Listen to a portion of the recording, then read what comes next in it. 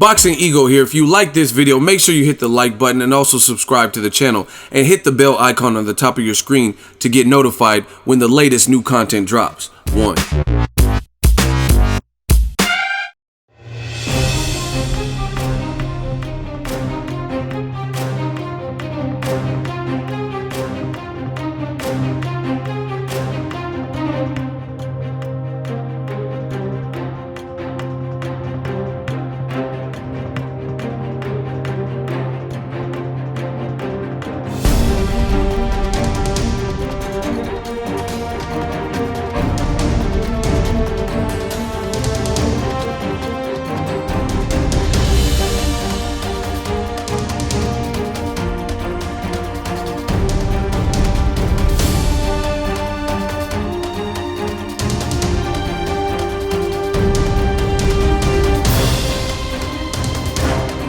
Smash the like button. We back working. Oh my gosh. I couldn't even keep y'all waiting. I got so much I want to talk about with you good people, the good folks of boxing. New media, Ego's Army. I don't even know it. I can't even contain myself. Listen, hold on. Let me get professional one time. Let me get professional because Ego's Army, I told you, we the army, we the squad, we killing. We killing, man. Everything we said, study the tapes. Listen to what we said then, listen to what we say now. Listen to what we said last year. It's been that. Smash the like button. I don't care who's mad. We working. We bringing back justice in boxing. I told you there will be justice out this motherfucker. Do you believe in God? Then believe in Death Row East. Believe in Boxing Ego. Believe in the Army. Believe in that. I told you, Ego Valley, this is not a game out here. In 1 year, we took over the game. We shook up the game. We treat the game like an etch-a-sketch. We paint a picture and then we shake it and we already moving on to the next thing. Some of y'all young cats don't even know about etch-a-sketch, but it's cool. We gonna teach you. We gonna baptize you. Shout out to Deontay, the Bronze Bomber Wilder. We gonna baptize you. We gonna give you that good gospel, that sermon. Smash the like button, man. I told you we in the pulpit. It's funny too, my first name is Eric. I guess you can call me Eric Sermon. Because like EPMD, we back in business. Oh my God, I said Eric Sermon, EPMD, back in business. The name of EPMD's album, Bars. Y'all don't know because y'all ain't hip hop. This is real hip hop. This is real rap. This is real bars. We got bars for you, man. Thank y'all for tuning in. We hyped. When you put up the high score, that's what you can do. You can have fun with it. You can get hyped. You can spit bars. You can tell a couple of jokes. You see, the other side, they not doing all that. They're dramatic. They're radical. Oh, Ego, you're putting dicks in your mouth. All this stupid shit. We not here for the little kid shit. We here for real life bars. See, look, the money just keep coming. I tell the truth, then the money come. Shout out to Brent Weary. He dropped $10. Got it cracking. Gang, gang, West Side. $10 super chat. He said, keep up the good work. Salute, Ego. I told y'all, man, I got y'all. See, listen. Y'all gotta learn how to pick sides. Y'all gotta learn how to pick sides better. It's like the movie White Man Can't Jump. Nobody wanted to pick Woody Harrelson and he could ball. You know what I'm saying? He could ball. But people didn't want to pick him based on appearances. Don't let looks deceive you. Don't let the light skin fool you. I got y'all. Trust me on that. You know what I'm saying? They may claim to work harder than me, but they ain't working smarter than me. Believe that. We working. We motivated. While they sleep, we work. We up. On a late night, the vampire stream. That's what we do. We make the most noise. We done the livest gates. All they done is the livest hate. We done the livest gates and all they do is the livest hate. Bars, let's get it. Let's get it, man. You got that beige rage, it don't matter. As long as the paycheck's the same, I have beige rage, red bone syndrome. It don't matter. As long as that money right. As long as they get my check right. I don't care.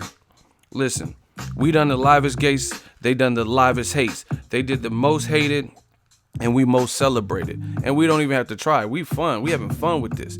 Now, in the case of Anthony Joshua Povetkin, Wilder versus Joshua, Deontay Wilder, Fury, Dillian White somewhere up in the mix, you know, the heavyweight fucking division. Luis King Kong Ortiz, we called it to a T. We told you what was coming. We forecasted this. You know, I'm just like the boxing meteorologist or something. Because I told you what to come. I told you scatter showers. You went outside, scatter showers. It started rain, precipitation. We made it rain. When I told you going to be sunny, guess what? You dressed for the occasion, and it was sunny. You had shorts. If you're a dude, you had a wife beater. If you're a girl, you had a sundress. But we led you in the right direction. These other dudes, old media, they're not leading people in the right direction because what they saying is not real. You know what I mean? And what's not real holds no value. Bars, let me slow it down so you guys can understand what I'm talking about, because I'm like a clumsy jeweler the way I be dropping gems. Listen, what they say doesn't hold value for any length of time. For example, if you have a $2 bill, right? That's US currency. They stopped printing the $2 bill. So if you have one in mint condition, that might appreciate. You know what I mean? That might be worth more than $2 at this point because they no longer print them. If you have an old, I've been spending 20 since they had small faces, some of that currency might be worth something in the future. You know what I mean? If you have precious gems and stones, it might be worth something. But if you have monopoly money, if you had a counterfeit $2 bill, you had counterfeit, and when they ran the test and put the pin on it, all that stuff, they know it's not a real currency or a form of currency. That ain't gonna hold no weight. And this is just like old media. This is like everything they say. Over time proves all, and it holds no weight. So therefore, we can't relate, and it's that simple. Shout out to my shooters, Kennedy Linder, man. We turned up because this shit is getting easier. I took the day off yesterday, went to the beach, had a great time. See, listen, I'm just trying to help y'all out in life. This ain't just about boxing. It's a lifestyle. Y'all, to prevent burnout, it's good to help others. It's good to work hard, but you got to give yourself. That's why I'm so turned right now. I got my iced coffee, and I feel replenished. I feel good because I just went to the beach. Everything. I ate some dope. Just go check my Instagram story before it erases. You know what I'm saying? Shout out to my dude, Jess Valdez. He said, "What's up, Ego? Salute. A la raza." Shout out to La Raza, man. They be holding me down. I can't wait to get back to LA because they hold me down. Anyway, shout out to you. But you got to find time for yourself. And that's what I did yesterday. So I didn't really do much in terms of videos. But we back. We recharged them batteries. And oh, man, we got to talk about it. I don't even know where to begin. You know what I mean? I might even change the name of the channel to, instead of Boxingego, Boxing I Told You So. Because we been told these motherfuckers what's happening. My shooters tried telling you what was going to happen. The army tried to, but no. They ain't want to listen to us. You're not, what they say? You're not even a real reporter. But how is it the person you saying ain't a real reporter at more fights than the real reporter that you talking about? Why, how's he making more money than the real reporter? What you talking about? The real reporter is more accurate than the real reporter. So what you saying? You was hating. Oh, it feels good. Oh, it's timeless. Smash the like button. I don't care who's mad. I don't care. It don't matter. Y'all can be mad.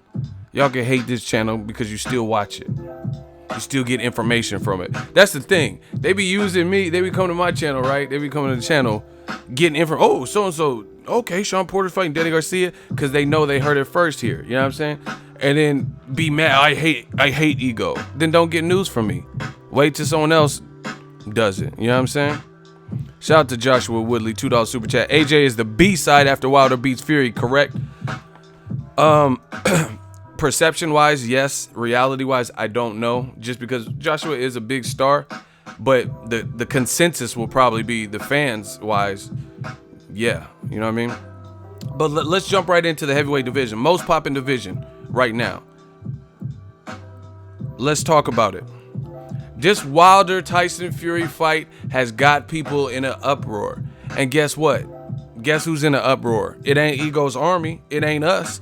It ain't the people who want what's right for boxing. I'll tell you that. Hey, block full fight. Full-time football. You full-time block. Get your dumb ass up out of here. Thank you. Shooter, man, my shooter. I don't even finish a statement and the shooter's already clapped you. Shout out to Mike B, man.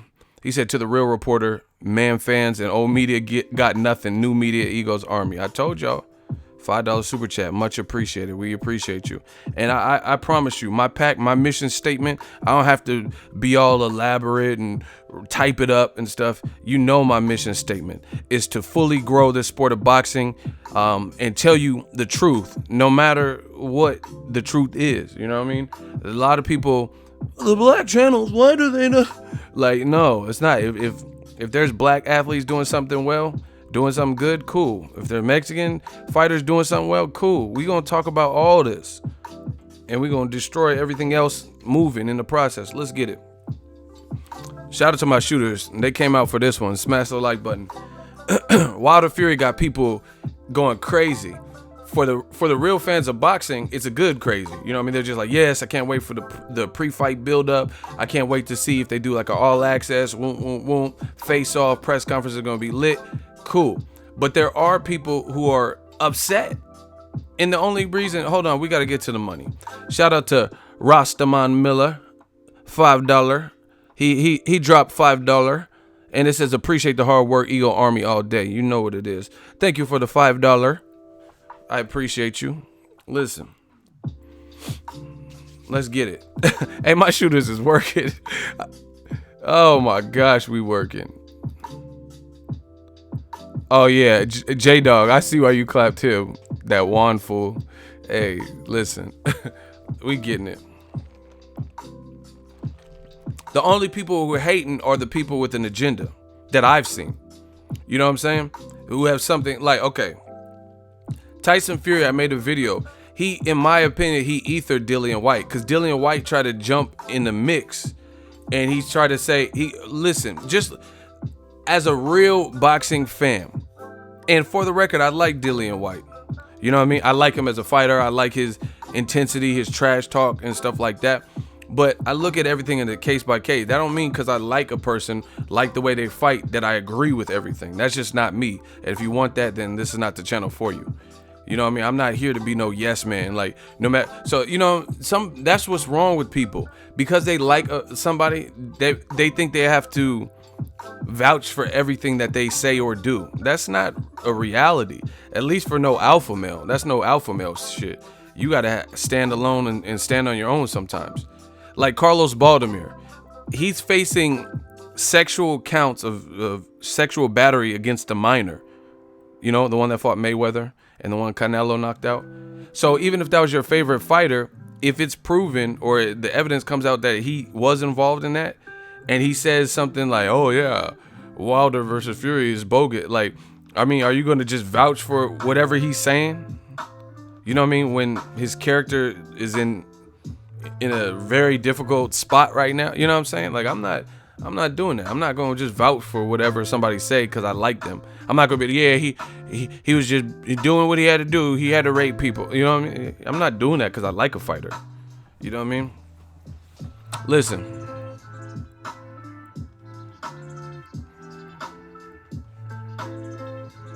Do you watch Ice Poseidon? He gets 20K live viewers every time he streams. What that got to do with me? I don't care what he get. What's that got to do with me? No, I don't even know who that is. I don't know you beat. I don't know you lost to. I don't even understand what that question has to do with me. That's cool. He can have 1 million P. He had the Million Man March watching him. You know what I'm saying?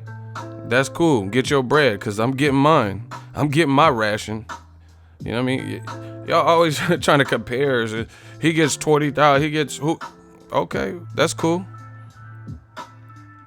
I don't know who he is. I don't know you beat. I don't know you lost to. You about to get blocked. Save that. If he's doing so well for himself, you don't need to mention him over here. You feel me? He getting he's getting it. You know what I'm saying? You sound like you soliciting. One more time, you getting blocked. We don't do soliciting. You got to earn it out the mud the hard way. You know what I mean? Shit. And the thing is, I don't even know dude. Ice Poseidon made you. Now you just saying stupid shit.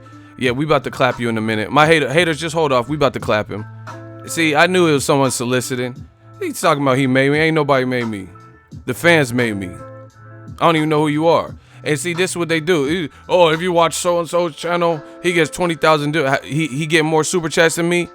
He get how many with 20,000 people? If they all gave you $1 then you have $20,000. He getting that? Like, come on, man.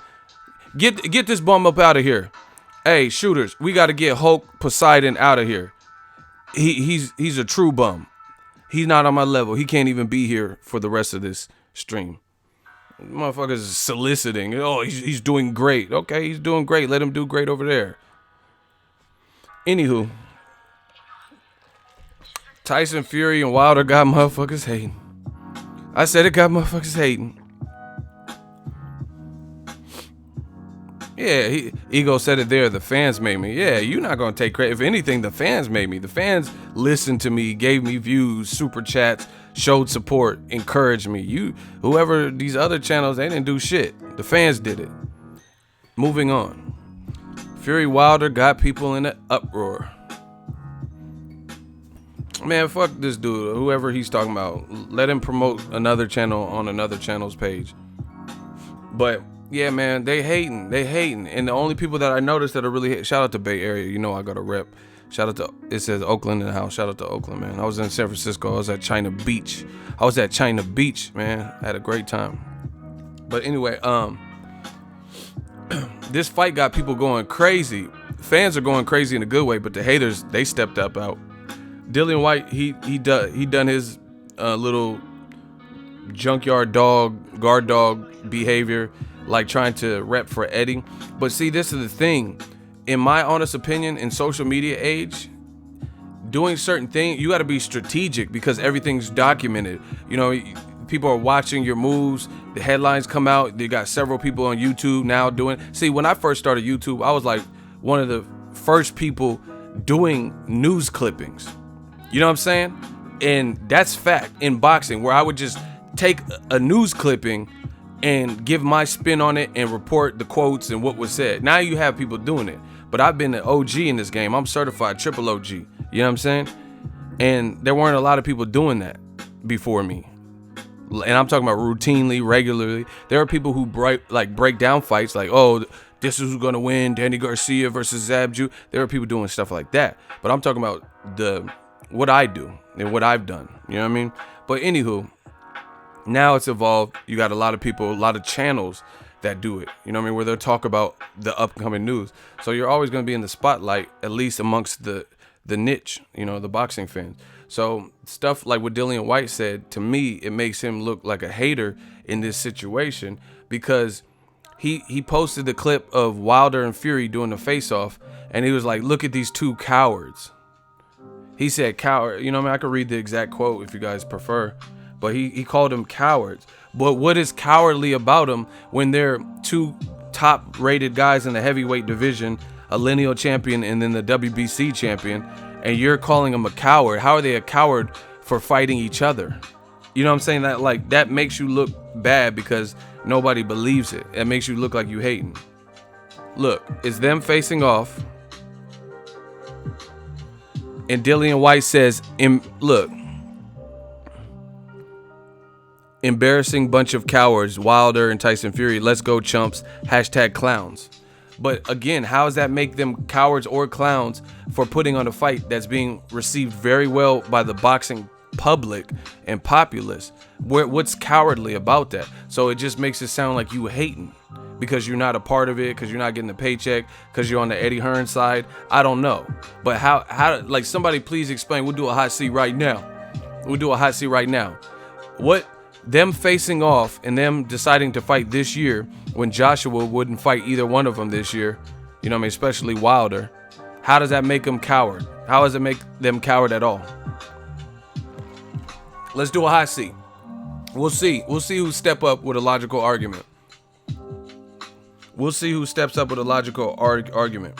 And I'm not waiting all day. So if you listen, it's like a wedding. Speak now or forever hold your peace. Somebody please if you agree with Dillian White's statement, then you take the side of Dillian White and say, I vouch for what he says. They are cowards for fighting each other in October, November, December.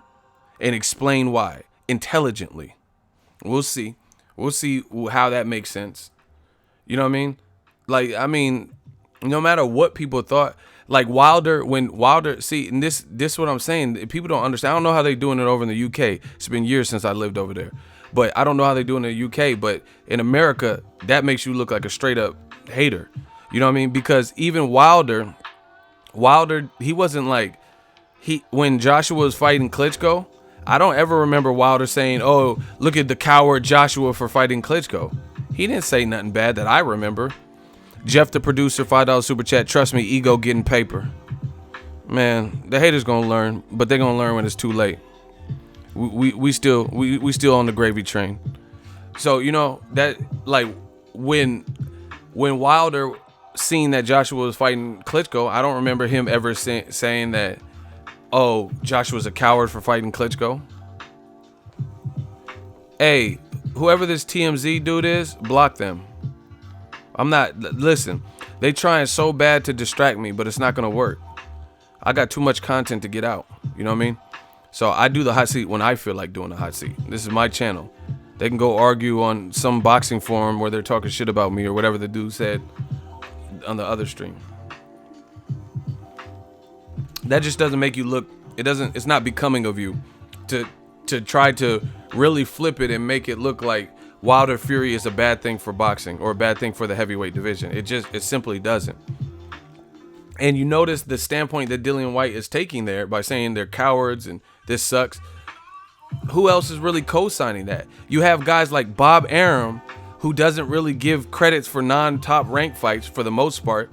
Like, he's very openly candid, especially when it's not a top rank deal. And Bob Arum says, you know, Tyson Fury, he can box, and Wilder, he has crazy power. His power is crazy. It's a great fight. I wish I was making money from the fight. Like, Bob Arum even gave it up. And he's not one of the people that you think of that just give credit to some other person's event. You feel me? Shout out to Tony S, $2. They mad we getting money. Okay. Bob Arum even he said, it makes Anthony Joshua look like mashed potatoes. Or he said some shit. Soft potatoes, baked potato, loaded potato. I don't know what the fuck. That's, you know, old people be coming up with like old insults and shit from the 1900s. Leave me alone, macaroni ears. Like, what the fuck is macaroni ears? I don't even know what that is right now. This is 2018. Tell me some current insults. You know what I mean? I don't know what the fuck macaroni ears mean. You know, old people be doing like old shit. Back in my day, I used to walk to school barefooted over broken glass. Like, what the fuck is this? The Die Hard plot? Like, you fucking John McClane? Why on earth would you walk to school with no shoes, barefoot, and step on glass? You ain't fucking John McClane. You know what I'm saying? Old people stayed doing the most. I used to walk barefoot to school over broken glass. Like, that's the plot of Die Hard, motherfucker. Did you also battle Hans Gruber? Was he your principal? Like, you walking over, you know, old people. I used to walk through a tornado to get to first period. Like, that shit don't even, that's some old people shit, man. Shit, that ain't even true, man. Man, the money just keep coming in, man. I don't even know, man. I can't even focus. Y'all know what I'm talking about. Old people cool. Old people cute and shit. They be just making model planes and drinking ginger ale. You know, cute people shit. Like what old people do. Gardening and doing crossword puzzle. I like that shit. Shout out to all the old fans of the channel. You know what I'm saying? But if you a fan of old media, I gotta get you, because this ain't no room for old media. Ain't no country for old men. Actually, ain't no country for old media. This is the new regime. Death Row East. Let me get to this money real quick. I gotta get to this money. Dale McCree, gang. $5 super chat. Dillian is a coward for ducking Luis Ortiz. Bow. You're out of there. Damn, he said oh my gosh.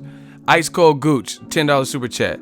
You gotta do something, baby. Hey, make a hot nigga. Hey, shout out to Puerto Rico, man. Puerto Rico, I see you. Oh my gosh. But yeah, man, Bob Arum even gave it up to Wilder Fury. It's a great fight. It makes Joshua versus the Russian. You know, like Bob Arum be like politically incorrect and shit. Versus Putin. Like, his name's not Putin, it's Povetkin, motherfucker. Just because you don't like Trump or Putin, you didn't have to call Alexander Povetkin Putin. You know what I'm saying? Shout out to Brent Weary, $5 super chat. Keeping the super chat coming, gang, $5. I appreciate all y'all for the super chat. Much love. But yeah, Bob Arum even gave it up.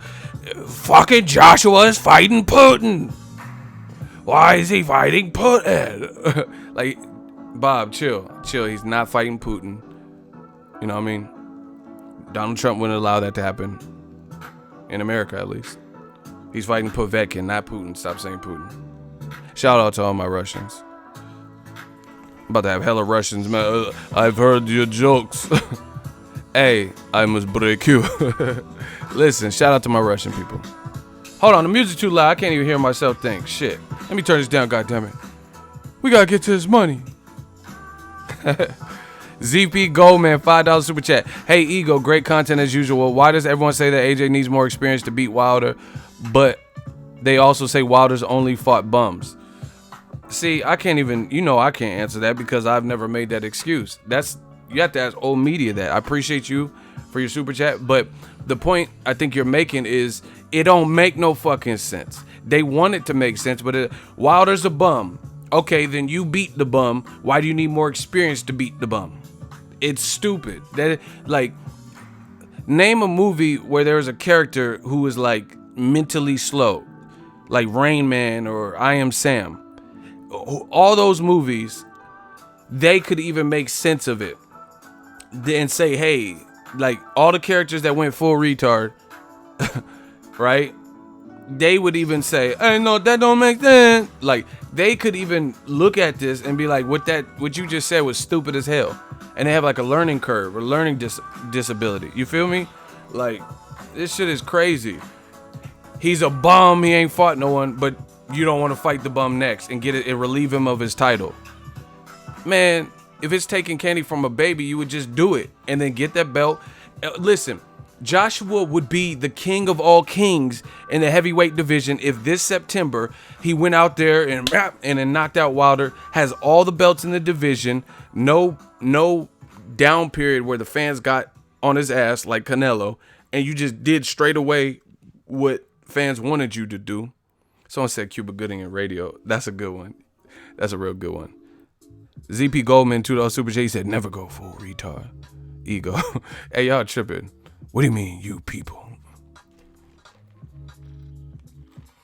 If Joshua would have did what the fans wanted, he would be the man if he was able to beat Wilder. That's what you don't understand. Some of you guys, or you play dumb like you don't understand. Oh, he would be the man. He would be the man. There was nothing in it. Tyson Fury, Dillian. What could anybody say if he went in there this September and knocked out Wilder and took his belt? He relieved him of the belt. He just unified with Joseph Parker. Then he unified it for Undisputed with Wilder, knocked him out. What could Dillian White say? Oh, you're a bum. He'd be like, I knocked you out before I was even champion. So that wouldn't make sense. Tyson Fury is doing tune-up fights, you know what I mean, and had a long hiatus with no belts or whatever. So Tyson Fury wouldn't be able to say much. But what Joshua and Eddie Hearn underestimated is their market value. If y'all want me to explain, hold on, we gotta see what his likes are, because I know I'm school's in session. Y'all gotta pay for this type of work. I mean, there's a lot of people super chatting this, but I'm not talking about pay. I'm talking about pay. Okay, we over 100. Listen, we have 200 people in here. We gotta get them likes up. Likes are part of YouTube engagement. YouTube's tripping where they're not sending out notifications for whatever reason. They're being selective. Certain people are getting them, or they're getting them at a certain time. Y'all got to show that engagement to notify other fans, possible boxing fans, that we on right now. Hey, block Zach Khan. Just get his dumb ass out of here. Just block him. Zach Khan, thank you. I'm not playing with these dudes today. Like, you know, if I feel like it and feel like doing a hot seat, then I'm going to do it. But too often, what they're trying to do is say stupid shit to derail the conversation. Because they know it's like you're on a hot streak. And they know you're on a kill streak. So that what they're trying to do is get you to pause the game and then go use the bathroom and, you know what I mean, run to the store. So when you get back, you might be in a different frame of mind. Like if you dealt with traffic or whatever. So you might not be, you have the momentum right now. So if you keep playing the game, you can increase your kill streak. That's what they're trying to do. And we're not allowing that. You know what I mean? They see we on a kill streak. So they're trying to distract, deflect, and derail those plans to get me distracted by some sidebar conversation. But we're not doing that. I'm in the zone. Bars. You get it? I said I'm in the zone. We talking about Eddie Hearn. He has a streaming at $1 billion. I'm in the zone. Oh my gosh, bars. See, the bars be coming out, y'all don't even know it. I don't care what you heard, I'm in the zone. Good luck to Eddie Hearn in the zone. Anthony Joshua, you got to step up, fight the oh, let me just stop, man. No, I'm in the zone, not the app. I'm just saying the zone. You dig. I know the double entendres might be a little bit too much for some of y'all, but we're going to keep going. Anywho, Wilder Fury shook the game up. You know, in my honest opinion, I'm not being funny. I'm not like doing whatever the haters are going to say. It's took the sale, like it's bigger than Canelo versus Triple G, in my opinion. We'll have to see when the numbers come out. But it's looking that way. I see more people doing videos about Wilder Fury lately than Canelo Triple G, and that's right around the corner. Wilder shit ain't even until November, December probably. You know what I'm saying? So I think it's the biggest fight in boxing right now. Shout out to Vulcanist, $10 super chat. Good evening, Ego and chat. Salute to you. We just working. Appreciate your super chat. Shout out to Barry Tally, $2 super chat. See, this is why they hate, because we just keep growing because we're speaking the truth in a message that's consistent. Listen, they're not doing that. The other side, I assure you, they're not doing it. I get overflow of what people say. You know what I mean? I'm not gonna spend my time watching no. Listen, I swear to you guys, when somebody leaves me a rebuttal or like a rebut, and they like leave me a response to something I said, and then the first couple of words are some dumb shit, I don't even read the rest. I can't read all these comments. You know what I mean? So if you've already wasted my time saying, Ego, that's why you're a bitch, Tyson Fury, I'm not reading the rest. I don't care what you said. You just called me a bitch. You know what I'm saying? I'm already done with you, and you're probably gonna get blocked. You get what I'm saying? Because I don't have time for that. If you had a solid point, you don't have to even do a bunch of extra shit. Or if you're like, oh, what part don't you get, you fucking moron? I'm not even reading that. So if you want to trick me, you're better off putting that at the end. Because the moment I read some stupid shit or like something that's non-factual or some stupid like, oh, Wilder, he still hasn't found his pin, I don't even read the rest. Because these dudes is desperate. And, you know, and I'm not really out here trying to waste my time. Like, there's 24 hours in a day. Everybody has the same 24 hours. I barely even have enough time to do what the fuck I need to do. So what do I look like wasting time watching somebody do a diss video about me or leave a comment, and then the first thing they said, the first part of what they said, is already something I can easily ether. Shout out to Rashad Matthews, day one fan, Ego, Louisiana, stand up. You heard me? Oh my God, man, I fuck with the South. Shout out to the boot, man, Louisiana, we working. Y'all know I'm on the west side, but it's love to everybody, no matter where you at. If you speak that truth and you love the sport, then you a fan of mine, you a friend of mine. But man, this Wilder Fury is received quite the reaction. But again, going back to what Dillian White said, he's saying that they're cowards. Somebody explain what makes them a coward for doing what Joshua wouldn't do this year, which is make the massive fight, make the super fight. I mean, again, listen, this is why I don't worry about, as a true alpha male, I don't worry about what people say. I don't worry about what people will say, because time's going to reveal everything. You know what I mean? So people all the time, oh, you're a hater. You're just such a hater.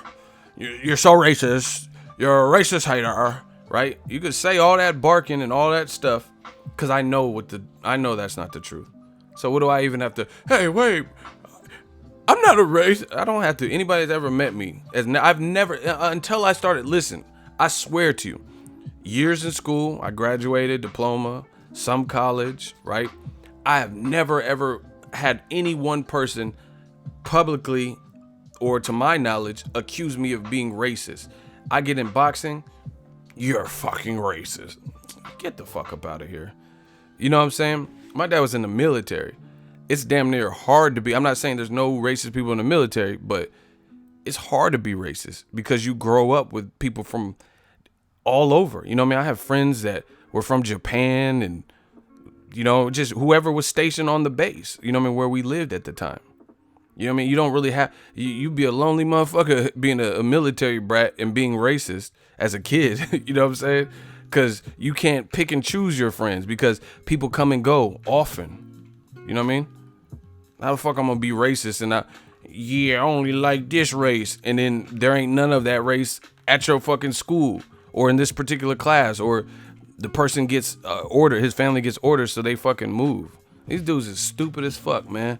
That's why they can't beat me. But the stuff they say, that shit is coming to a head because we can beat them. We can disprove what they saying. Shout out to Capadonna24, $2 super chat. In your Freddie Roach voice, who wins, Wilder Fury? Hey, y'all tripping. I'm picking Wilder. Momentum, power. He's gonna be. His shots are more eye-catching, and Fury's gonna have to box really well. And he's the one with the, you know, just there's no excuses, but he's the one with less momentum and activity. And Wilder's just in the zone right now. So that's what I would lean towards. But I'm not sleeping on Fury. He can make it troubling. Fury's the type of person where he gets up and has his best performances against better competition. Like, he stopped Derek Chisora, who just had a win recently, stopped Carlos Takam, but he didn't stop this Pinata fella. You know what I'm saying? So you never know. But people in the UK know Derek Chisora. Pinata was Pinata. You know what I mean? Nobody really knew who he was, but he didn't get to stop it. So, you know, Tyson Fury gets up. That's what I do know, is you put him in there with the better names he fought, and that's where his best performances come. You know what I mean? The guys we know that he's fighting, like Steve Cunningham, he stopped him. Derek Chisora, he stopped him in the rematch. Klitschko, he made him look like shit and looked sharp, you know? So I don't think he's going to underestimate the Wilder. I think Tyson Fury, to be honest, I think he's something like kind of sinister about him. It's like he likes to fuck. He's a gypsy, and he moves to the sound of his own drum, or beats to the sound of his own drum, or whatever. I think he likes to prove people wrong. So he's going to be looking to do that. Will he do that? That's what remains to be seen. You got to get the pay-per-view to find that out. But I think Tyson Fury gets a high off of that. You know what I mean?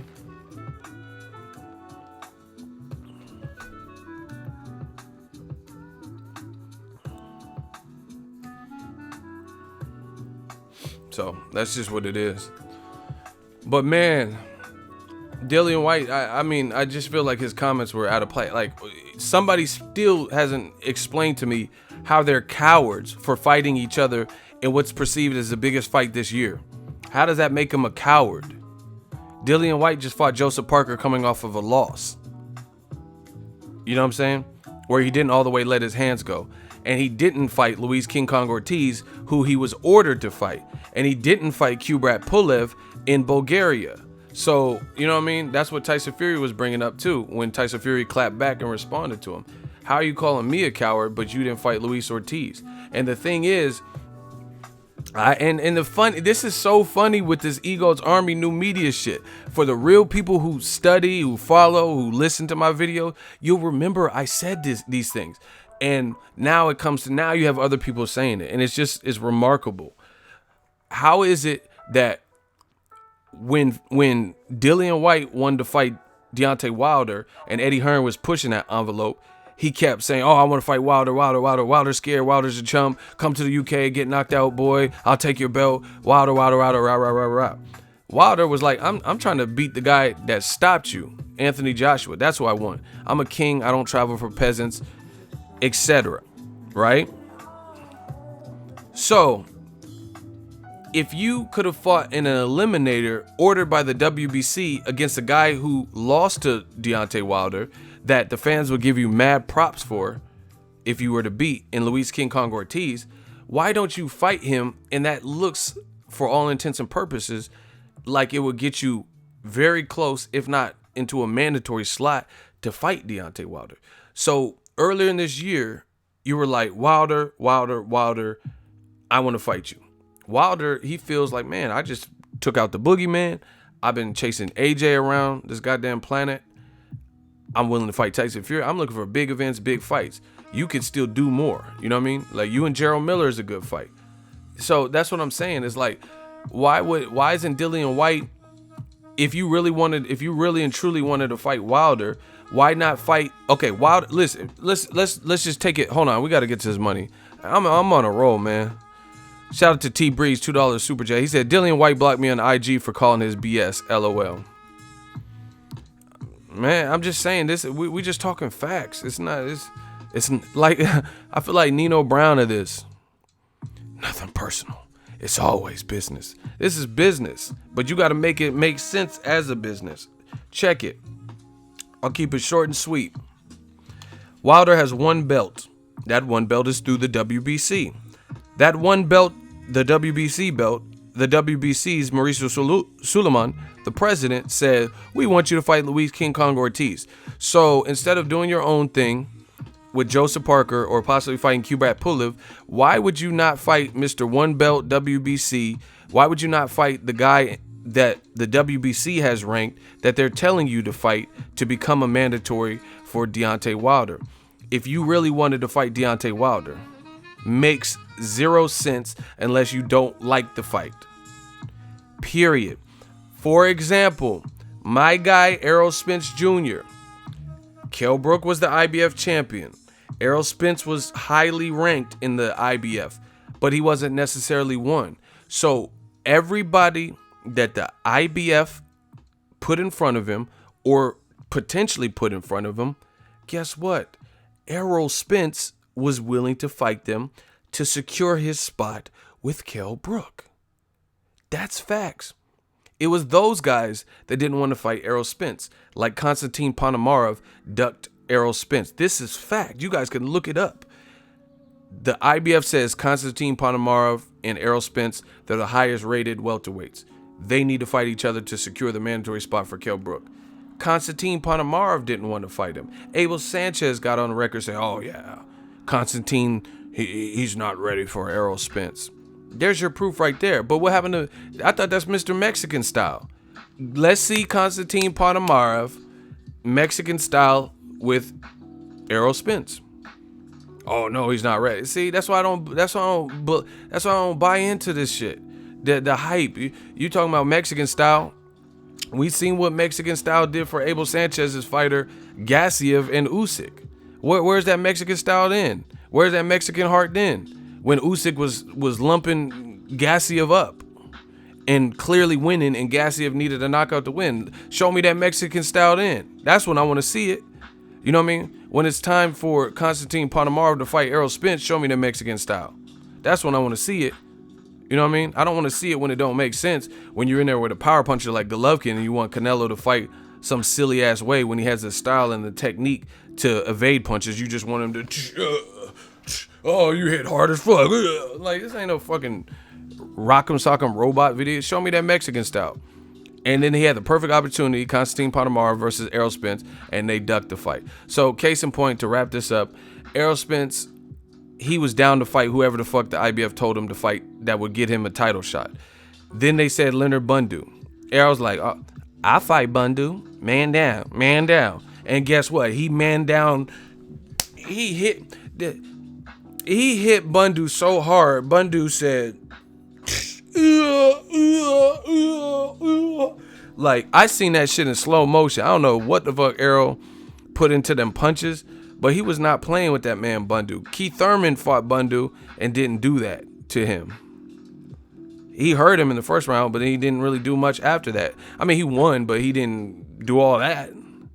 Errol Spence had a fucking shag or some shit coming out the back of his shit, a little backwards duck bill, and how you can't lose? How you let a person with a shag destroy you? Like, bro, if I get slept by somebody who has like a duck bill shag, then I'll probably just stop fighting. You know what I'm saying? I can't. If a motherfucker with a shag beat me, then where do I go from there? Errol Spence literally, like, he had like, this part was cool. This shit was faded and tapered all nice, and then this shit was shagged out.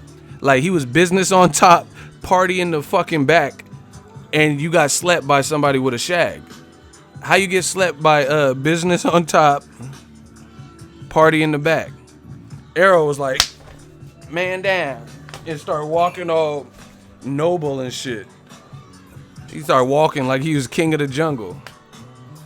Man down. I'm going back to Dallas. Like he slept Bundu. Hey, Bundu got, oh my God, he had the black mullet. That's what I'm saying. That motherfucker had the black Joe Dirt and slept you. And Bundu, what are we talking about? Y'all don't know shit. I know it's some Texas shit, but y'all tripping. Y'all gotta stop that. I don't like that cut. Hey, Bundu got annihilated. And then what's worse, it was during, right after the U.S. Olympics. So it's like 6 million people watched you get destroyed by a nigga with a mullet. That's crazy. Man, if 6 million people see me get slept by somebody with a shag, then I'll be like, yeah, I want to hang him up. You know when you go bowling and you don't have your own bowling shoe because you're not like a novice bowler, and they spray that little Dr. Show shit on the shoe. But after you done bowling, you bring them dusty ass looking Krusty the Clown. You take them dirty ass shoes back to the fucking counter to get your one shoe back that you had to loan them in order to check out their shoes. You know what I'm saying? That's what I would do to my boxing gloves if a motherfucker with a shag destroyed me in front of 6 million people. I'd be like, here's your boxing glove, and then I would just hand it back like you do at the bowling alley. You know what I'm saying? I would just hand that shit back. Man, I can't get slept by somebody with a shag. That'd be like, I would have, I don't know, something gotta give. I'll have someone with clippers, with some Andes clippers, run to the corner and then shave it off. Like if I'm about to get knocked out, let's say I'm about to get knocked out in the 5th round and I got hurt in round 4, like Bundu did or whatever round it was, I would hire somebody to get Andes clippers and just shave the shit off while he's sitting down and then run away.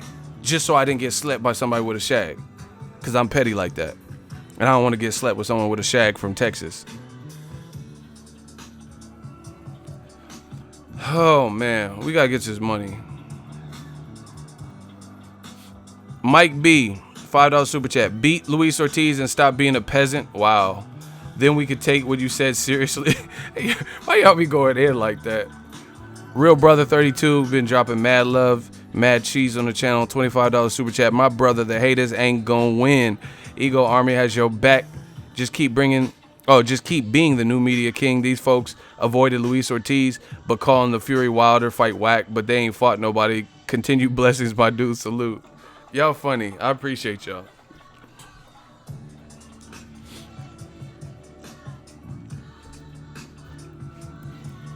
Errol Spence had the Barry White.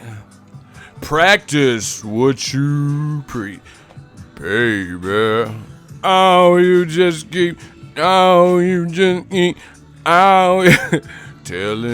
and telling me. Oh, you just keep my verse, my last, my everything. Doom. Let's get it, man. Why y'all want me to do all these predictions in other people's voices and shit? Okay, motherfuckers want to know. They want to see Tyson Fury versus Bronze Bomber. Y'all tripping. But back to Errol Spence. He was a man determined, and he knew he wanted to fight Kell Brook or whoever had that strap. Preferably, he didn't want to fight for a vacant title, so he wanted Kell Brook to not vacate after he got destroyed by Golovkin.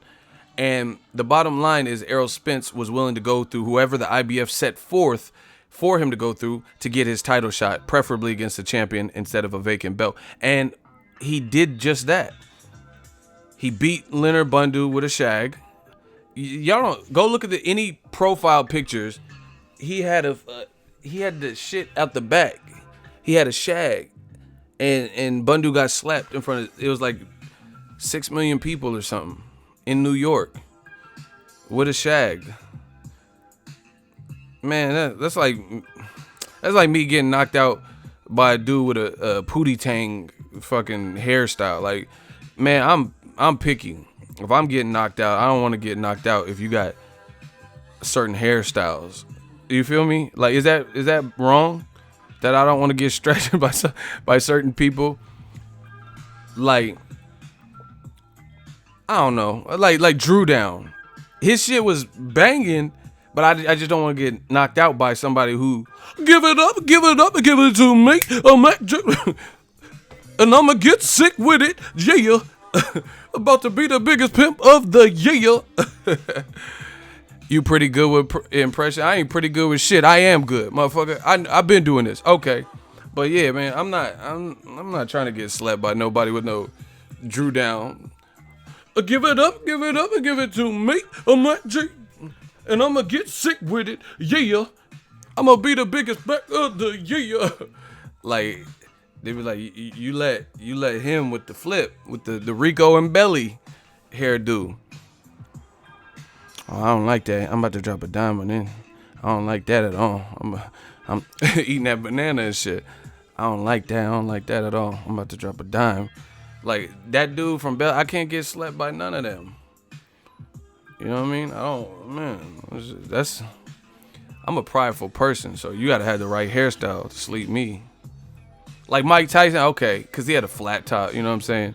Or he was bald. He just looked crazy, so I'm good if Mike's, eat the kid. And, you know what I mean? Okay, I'll get knocked out because his hair, he had the little dope part. Okay.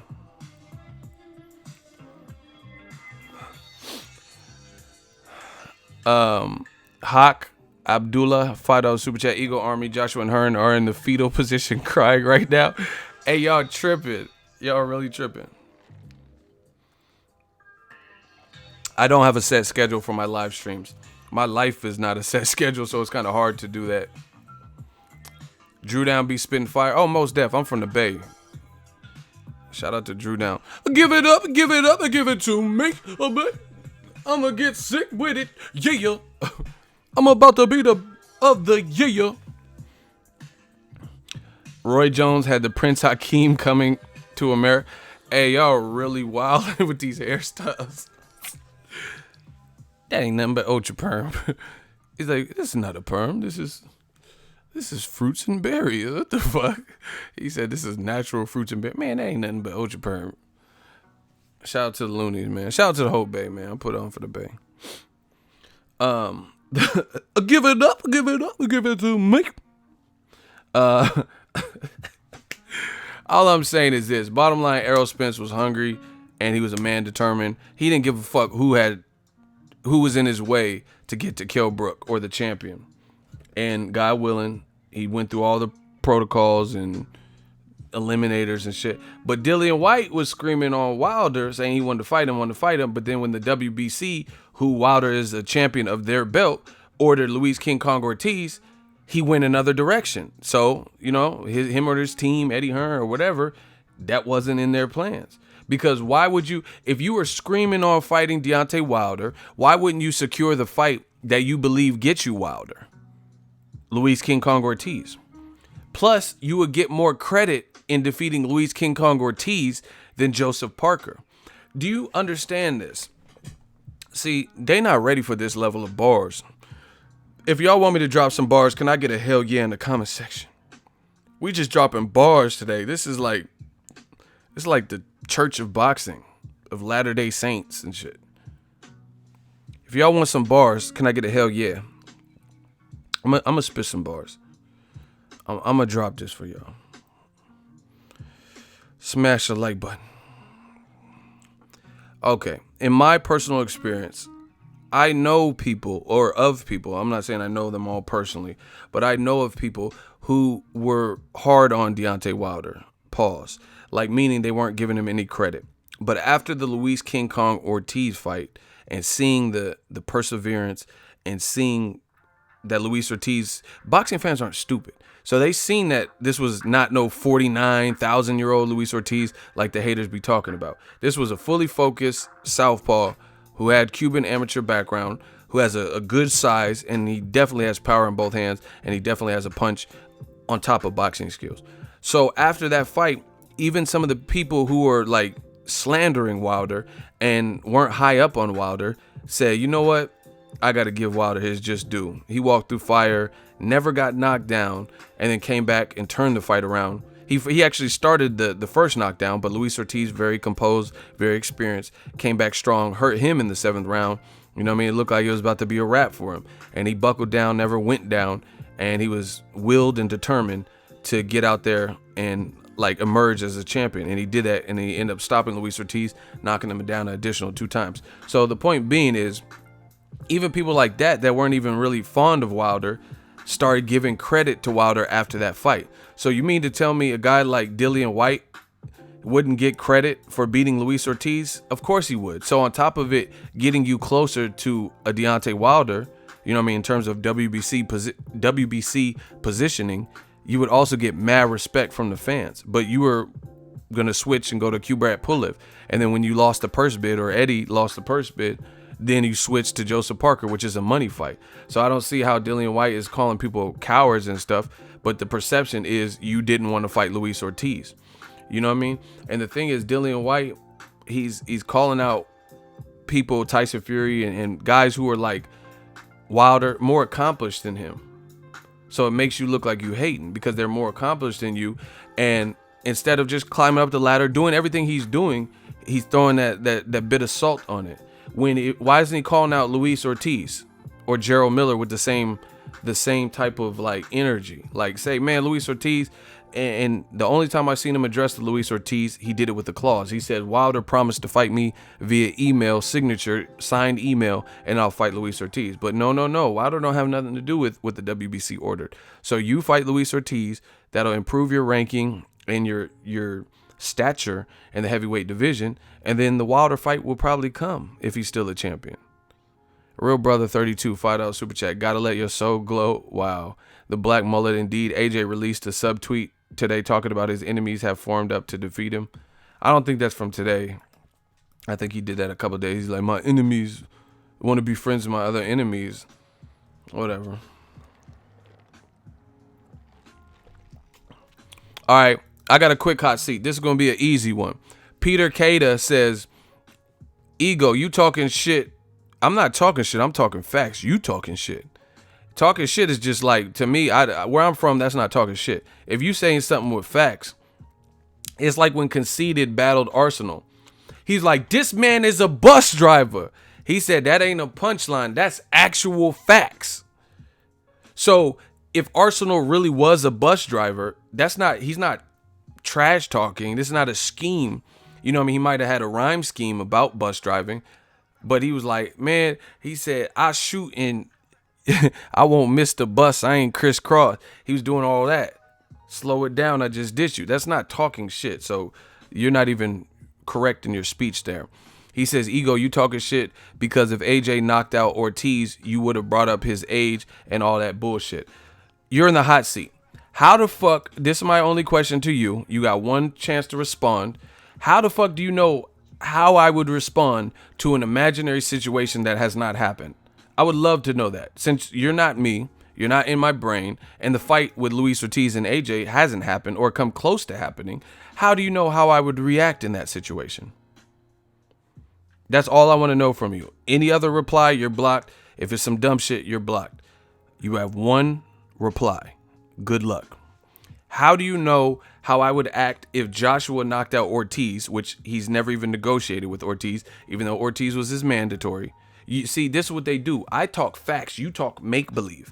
I'm telling you my opinions, yes, but a lot of what I'm saying is predicated off of fact and what we've seen and what's been shown.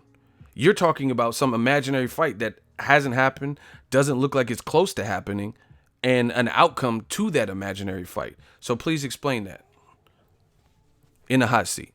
Any response that does not answer the question, you're automatically disqualified. Any dumb shit like, oh, you're just a bitch, haha, slave it, any of that dumb shit, you're automatically disqualified and blocked. Shooters, strap up. Where you at? I'm telling you, these young boys can't beat me. His name, hold on. His name is Peter Cada.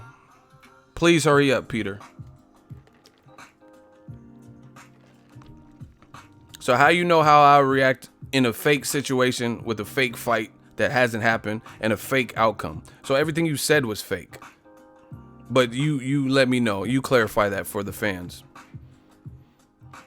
Oh, yeah, if Anthony Joshua went to prison and he knocked out Jared from Subway, and then everybody appointed him the prison kingpin, and then he got released, and then he knocked out... That whole scenario didn't happen. So why are we even talking about some shit knocking out Jared from Subway? What the fuck does that have to do with reality? That didn't happen. I'm just saying, if Joshua knocked out Jared, everyone would celebrate Jared from Subway. You know, the one that lost all the weight and raped kids? And then everybody in the prison... they would say Joshua's the king, and then when he gets released, he'll fight. Wow, you're making shit up. None of that happened. I could do this all day. I could make up any situation. Oh, if Rihanna let you fuck, and then you're gonna be calling her 50 times a day, and then after you're gonna try to sleep with Selma Hayek. Like, what are you talking about? None of that happened. Call me when this stuff happens. Come on, Peter Kata. You a hater straight up and down. All you do is hate on AJ. Clap that man. I told you. They can't even answer the question. That's how you know we won. Wilder should employ you. And you should get clapped. Shooters. Gang. Gang gay. I told you these young boys can't beat me. Does that look like a verifiable response? He just started to say, oh, Wilder should employ you. Okay. What does that have to do with anything? You just hate on AJ, but you can't answer the question. You tell me who won, fans. We just leave it at that. You tell me who won. I asked a straight up question. I outlined the rules, and he still couldn't abide by the rules. Bye-bye, Peter. Let's keep moving, because they want me to distract from what we doing. It's looking bad for y'all dudes. Anyway, their new definition of hate is speaking the truth. Unapologetically. That's what hate is to them. No, you're fucking hating. But everything I said was true. No, it's not. Okay, what I say that wasn't true? You're a fucking hater. Okay, you're just going in circles. Tell me what I said wasn't true. We got so many caskets and so many body bags to give, it's not even funny. I'm TB Ego. Okay. Anyway, Fury and Wilder... And it's funny because they got the people who are really hating. They're the ones that I used this example before, and it's so fitting. When you got the high score, you're up by 3 touchdowns. You don't really have to do nothing but maintain. You know what I mean? You just have to not make any stupid play calls, right? Burn the clock, strategy shit. But you're more comfortable because you're up by 3 touchdowns. Now the person who's in a deficit in the hole and down by 3 touchdowns just to tie it, they got to start doing radical things. They got to start going for a Hail Mary on 4th and 5 or 4th and long because they have no other choice because they're already not going to win the game. So they have to take these major risks. So this is what they do, you know, and they want to use me as a scapegoat because I'm willing to, you know what I mean, be the Bernie Mac of this shit and speak what's fact and what we all know. So, oh, you're not a real reporter. Whatever. I'm not a real reporter. What else? Oh, you're full of shit. Okay, what'd I say? You're just a hater. Okay, what'd I say that was wrong? You know, that's what they want to do. But we just keep collecting L's as long as y'all see it. You know what I mean? This ain't no cult. If I get bodied, I'm sure people would tell me about myself because that's the type of community we have here. You know what I mean? Like, damn, he got you, Ego. He got you stuttering. But that's not happening because I'm not saying crazy shit. I'm not saying stuff I can't back up. But they are. We done the livest gates. They done the most hate. We done the livest gates. They done the livest hate. It's just that simple. You're just a hater on Joshua. Okay, what'd I say? You hate Joshua. You're not talking about nothing. You're just talking in circles just to be talking. We don't do that. We're not. It's just like a fighter throwing 1,000 punches. It's about accuracy. What are you throwing 1,000 punches for but missing 999? Maybe throw 8 educated punches and land 5. That's better. That's a good example. Would you rather throw like 10 punches and land 5 or throw 1,000 and only land 1? You know what I mean? That's what people have to practice on. Accuracy, efficiency. You're not more efficient because you threw and wasted 1,000 punches or 900 and something punches. The person who threw less but landed more is generally doing better than the person who has a bunch of useless punches that didn't do anything. Real brother 32, $5. I spit facts, you you spit make believe, ego valley. Excuse me. Bars. Bro, just another super chat showing love. My goal is 400 plus donated by November. You stay on it, bro. Man, I appreciate y'all, man. And y'all holding me down. We got a lot of work to do. Actually, a lot of the work's been done, so we just having fun with it now. You know what I mean? Props to Fury and Wilder. Now, you know, I already talked a lot about this. I ain't even got to the good stuff. I should cut off the stream. You know what I mean? Let me see. I should cut this stream off and start a new one. You know, I think that's what I'm going to do. Let's see where the likes are. Hold on. I got to see.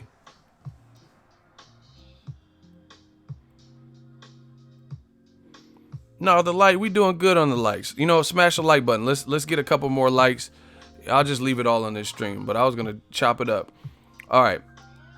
If y'all want to get to the next phase of this ass whooping, new media style, can I get a hell yeah in the comment section? And y'all get the likes up. Celebrate what's right in boxing. Get the likes up. We just working. I need some hell yeahs. Y'all got to motivate me, man. All right, check it. Tyson Fury promoter Frank Warren, I did a video about it. He just did an interview with BBC Sport, and he admitted that Wilder is giving them 50-50. A 50-50 percentage split.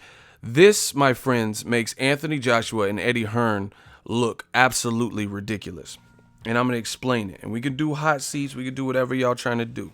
Wherever y'all trying to take it, I'm trying to take it there too. This makes Joshua look really bad. Okay, so for highly publicized negotiations, let Eddie Hearn and Joshua tell it, Wilder was so difficult to work with, and he didn't truly want to make the fight. I call bullshit on that because the Tyson Fury fight was made very effortlessly, and you have a guy or a team in Deontay Wilder who gave the man Fury a 50-50 percentage split. Shout out to Vulcan's $20 super chat. Hell yeah. I appreciate y'all. Thank you guys for the super chats. A 50-50 percentage split completely shuts out and shuts down that notion from Eddie Hearn that Wilder didn't want the fight this year with Joshua and is hard to work with. Because in my opinion, that is more than fair for Tyson Fury. Death Row East, believe in it. That's more than fair. Because, okay, when I say this, please understand, some of you guys struggle with comprehension, so I'm gonna try to say it the best possible way I can and word it right so you guys notice what I'm saying and don't get it misconstrued. Because sometimes people don't listen to the verbiage or the words that are being said, and they kind of interpret it how they want to interpret it. I'm not saying Tyson Fury does not deserve 50-50. In fact, I don't really care what percentage he got as long as the fight happens. If he's comfortable with his percentage of the pot and we got to fight, that's what I really care about. So I'm not saying Tyson Fury doesn't deserve 50-50. That's my initial opening statement. Be clear. I don't care what he gets. But what I am saying is if Deontay Wilder and or his team wanted to be dicks, wanted to be pricks, wanted to be hard to work with, they did not have to give him 50-50. Here's why. Because Tyson Fury has issues with drug abuse, mental health issues, inactivity, had to relinquish his belts, these types of things. And his recent fights were tune-up style fights where he was obviously favored to win. So the point being, if Wilder wanted to, he could be difficult because he clearly has more activity, more momentum with his performances, better names as of lately, you know what I mean, than Tyson Fury.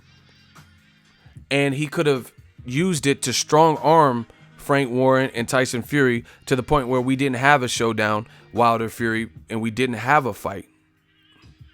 Right? He could have easily done that and not gave Tyson Fury 50-50. I believe that firmly. And there's not really anything anyone could do. Am I saying it is right? No, that's not what I'm saying. I just told you, I don't really care what Tyson Fury is getting unless they're going to give me some money. And I don't think he's going to do that. He'd probably call me a shit house and you know what I mean, just walk away. He's not going to give me any of his money. So I don't really care. But what I'm saying is, since we're talking money and numbers, it would be easy for Wilder, if he wanted to be a prima donna, a diva, difficult to work with, for him to be like, oh, Tyson Fury, you took a 3-year layoff. You don't deserve 50-50. You deserve 20. You deserve 20%, 30%, 40%. He could have easily said that at this point. You know what I mean? But the fact of the matter is, he respected Tyson Fury as a man, as a competitor, as a world-class athlete, as an elite athlete, as a former champion, lineal champion, and as an undefeated fighter, and what he's accomplished, and what his part in making a super fight or a mega fight. He knows it takes, in this new age, unless you Mayweather somebody, it usually takes two to tango on pay-per-view. So he realizes Fury is a part of that. You put Wilder in Brazil in a ring, Showtime wouldn't put that on pay-per-view because it would flop. You know what I mean? People might watch it on regular Showtime, but you couldn't make that and sell that as a Showtime pay-per-view attraction, in my opinion. So Wilder and his team are experienced enough to realize that, and to realize that Tyson Fury brings what we need to the table, and we need what we bring with. But he could have easily went the other way if he decided to act like Eddie Hearn and how Anthony Joshua have been acting. He could have been like, hey, Fury, I'm so frustrated you want 50%. I got a belt and you don't. Go ahead and get you one of them belts, and then maybe I'll give you more money. He didn't do that. He could have easily done that. So to me, this dispels what Eddie Hearn was talking about Wilder being so difficult. Because why would he concede 50-50? Because obviously he wanted to fight. You know what I mean? And that's where Fury felt he was worth 50-50, and you're going to respect me. And Wilder's like, okay, I do respect you, blah, blah, blah. We got to fight. Because if they offered Fury some bullshit, like 25% or 20%, he probably wouldn't have took it. I know he probably wouldn't have took a Wilder fight off a flat rate. But this is, Eddie Hearn's the flat rate king. He the flat rate king right now, offering all these flat rates. Why you keep offering flat rates? So Wilder could have easily took the animosity that he had, that he carried from the Joshua situation and the Joshua negotiations, and then used the same tricks and tactics that when he was getting A-sided by Joshua and Hearn, he could have used similar tactics to Fury, but he didn't do that. He didn't get petty like that. And why you be hating on my boy Spence? Hey, block this dude. Marlon Spence is my dude. I just ran into him in LA and he said I was funny as hell. My Instagram's popping. You don't know what the fuck you talking about. Block Marlon Jr. He don't even know how to spell hate, and he said, why you hatting? Get his dumb ass up out of here. Just get him out of here. I don't even want to see no Marlon. Look up Marlon, say cheat, get him out of here. You see how this is the fake outrage. They try to distract you. Why you hatting on my boy Ricky Hatton, motherfucker? You can't even spell. They talking about why you hatting on Errol Spence. What Errol Spence had nothing to do with what I've been talking about, nor have I said anything bad about Errol Spence. You just trying to create some issue. That's what they try to do. The Black Channel, why are you talking junk? You're talking mess about Errol. Trying to create some false narrative to switch the subject. But we ain't switching no subject. Look up Marlon, say cheese. Like, get this dumbass dude out of here, man. Hey, I hate Robert Singleton. He said Janky Promoters 2 starring Mike Epps, Ice Cube, and Eddie Hearn. I'm done. But the bottom line is this. Wilder could have used the same tactics that Joshua and Eddie Hearn implored on him against Fury. Say, hey, you ain't been active enough. Hey, Tyson Furies, you ain't fought nobody since Klitschko. I'm the one with the belt.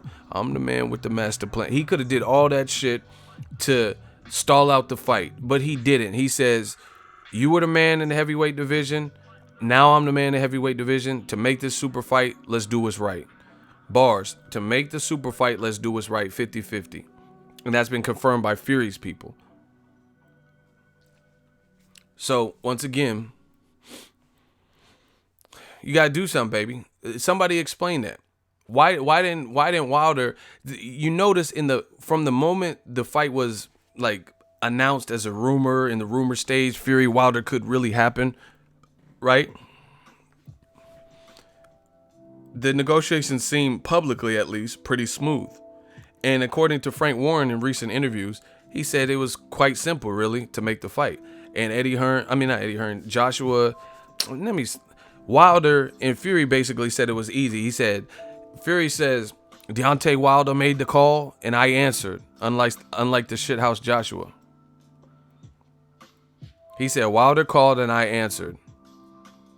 And I got me rounds in. Let's get it. That's it. That simple. It wasn't like, oh, I want 50 mil. Let's roll. Man, fuck 50 mil. Fuck rolling. I'm not fighting in America. What? You know what I mean? Just straight up, this is what we want to fight. You want to fight. Let's get it. I got no choice but to respect these two fellas.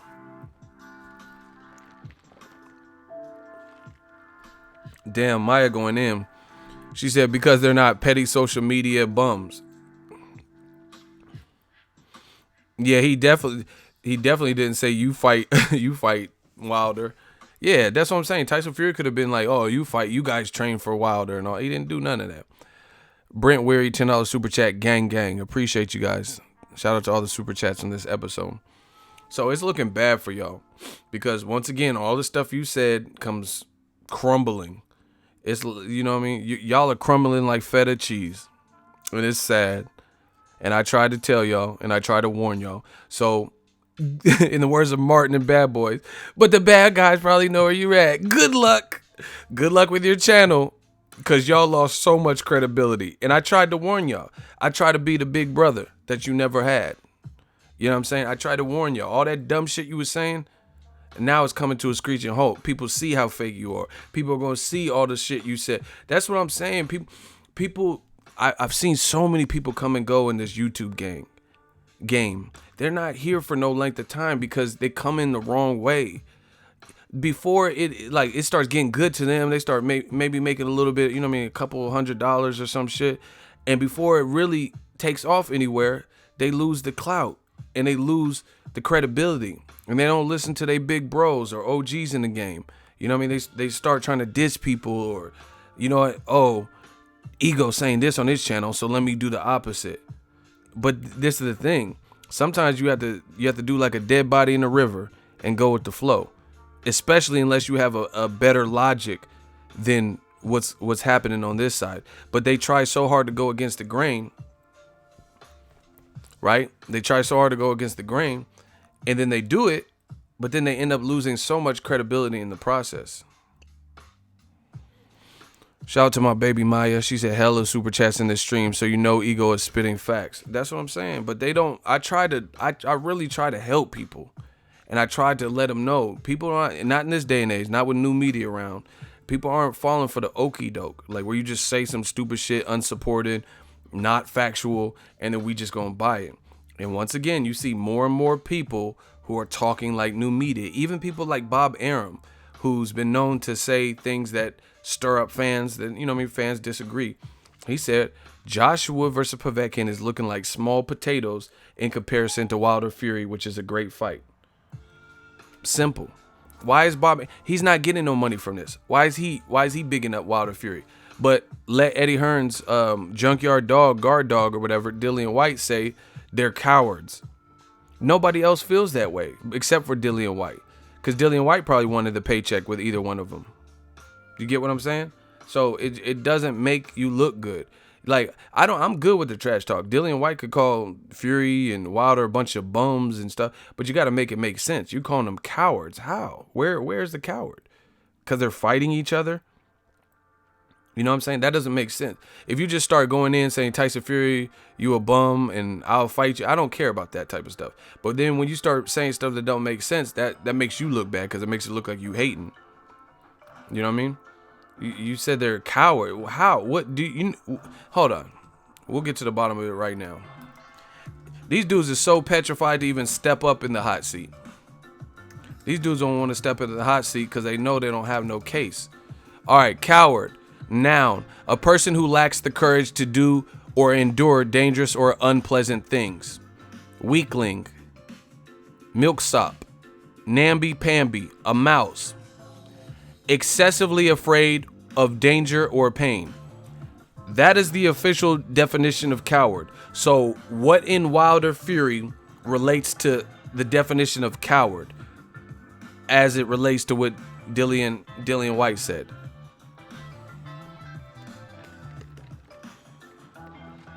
I just gave you the U.S. Merriam-Webster's definition of a coward. So tell me how Wilder or Tyson Fury meet that definition for fighting each other. Meanwhile, Anthony Joshua skipped over Wilder and $50 million and is now fighting Povetkin, which is not being received by fans. And Dillian White's not saying anything about that. So you guys interpret that. Dillian White is with Matchroom. Anthony Joshua is with Matchroom and Eddie Hearn. So why is Dillian White lashing out on two guys that have never fought him and calling them cowards? But then the guy that knocked you out, that you have bad blood with, actually did something that a lot of people feel he ducked Wilder, right? And then you don't have no bad feedback, no bad pub about that, but you just keep going at Tyson Fury and Wilder. See, that's what I'm saying. People don't believe that. And then on top of that, you got ordered to fight Luis Ortiz, and you didn't fight him. You know what I mean? So that's not becoming of a fighter. Again, I like Dillian White. I love all the trash talk, but the trash talk still has to make sense. You know, and a lot of people do like Mayweather and Conor McGregor. The thing that makes them successful at trash talking is because they're saying stuff that actually there's a bit of truth to it, maybe. You know what I'm saying? Like Conor McGregor, when he was at the press conference with all the UFC fighters, and Jeremy Stevens was like, oh, this guy gets TKOs. I put guys to sleep. And then Conor McGregor's like, what? Who the fuck is that guy? Who the fuck is that? Because Jeremy Stevens is not a huge name like that. You know what I mean? UFC fans know who he is, but he's not like the biggest. Now, if Conor McGregor did that to Floyd, that same statement would have sounded stupid. If he said, Floyd Mayweather, who the fuck is that? That would have been stupid because everybody knows who Floyd Mayweather is. More so than you. So that's the difference between trash talk and then making it sound like you're a hater when you're saying stuff that you clearly know is not the case. So that's what makes Conor McGregor a funny trash talker, because he's saying stuff where you can be like, oh, that's haha, that's funny, because he tried to power play Jeremy Stevens. But if you try to diss Floyd Mayweather and say he doesn't have money, then that's gonna go weak, because we all know Floyd got money. You know what I mean? If you're like, this man is broke, Mayweather don't got no, like, that stuff wouldn't be funny because we know Mayweather got money. I mean, if he has anything, he has that. You know what I mean? So that's the thing. And Dillian White, you're calling them cowards, but nobody believes that they're cowards for fighting each other. I ain't heard that.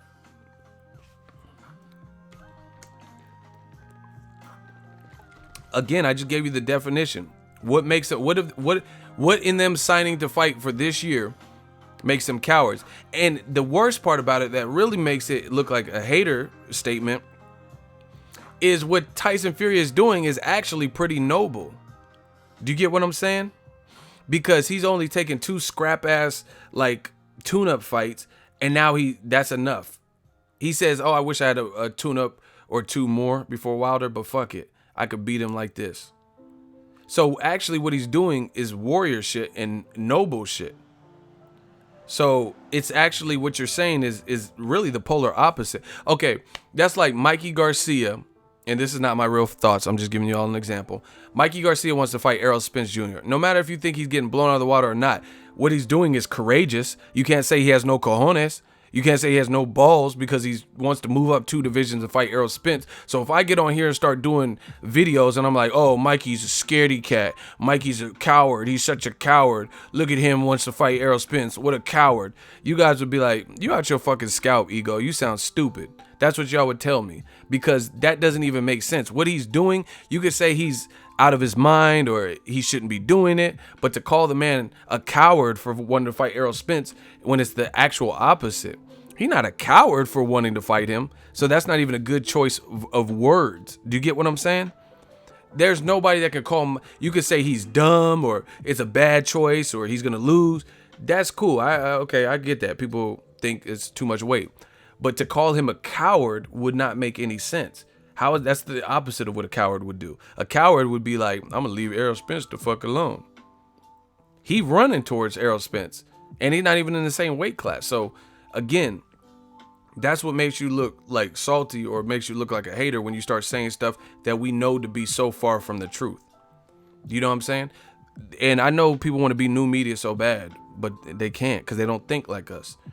They try to come, oh, you hating on Triple G. I never hated on Triple G. The stuff I said, you could corroborate. You know, like I said, he didn't want to fight Andre Ward. I could show you proof. They said, hey, Triple G, what about fighting Andre Ward? He said, no, guys, nah, Ward, he's good. He's too much for me. That's what he said. So how does that make me a hater when the motherfucker said Ward is too much for me? He was like, no, he's too much. I respect him. I'm like, yeah, that don't make me a hater because he said that. But when you try to convince me that Tyson Fury is a coward for taking 2 light touches and then going after Wilder, which is something that Joshua has been far more active than Fury, and he has all the belts and he didn't do, that don't make Fury or Wilder a coward.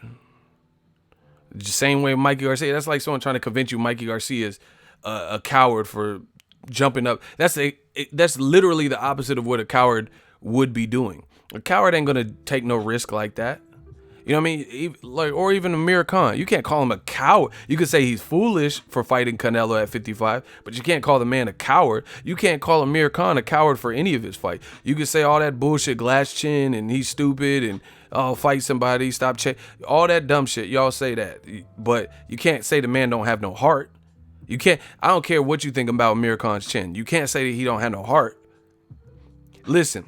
If you think Amir Khan, I'm not talking about is he foolish, does he make the right decision, whatever. I'm not talking about that.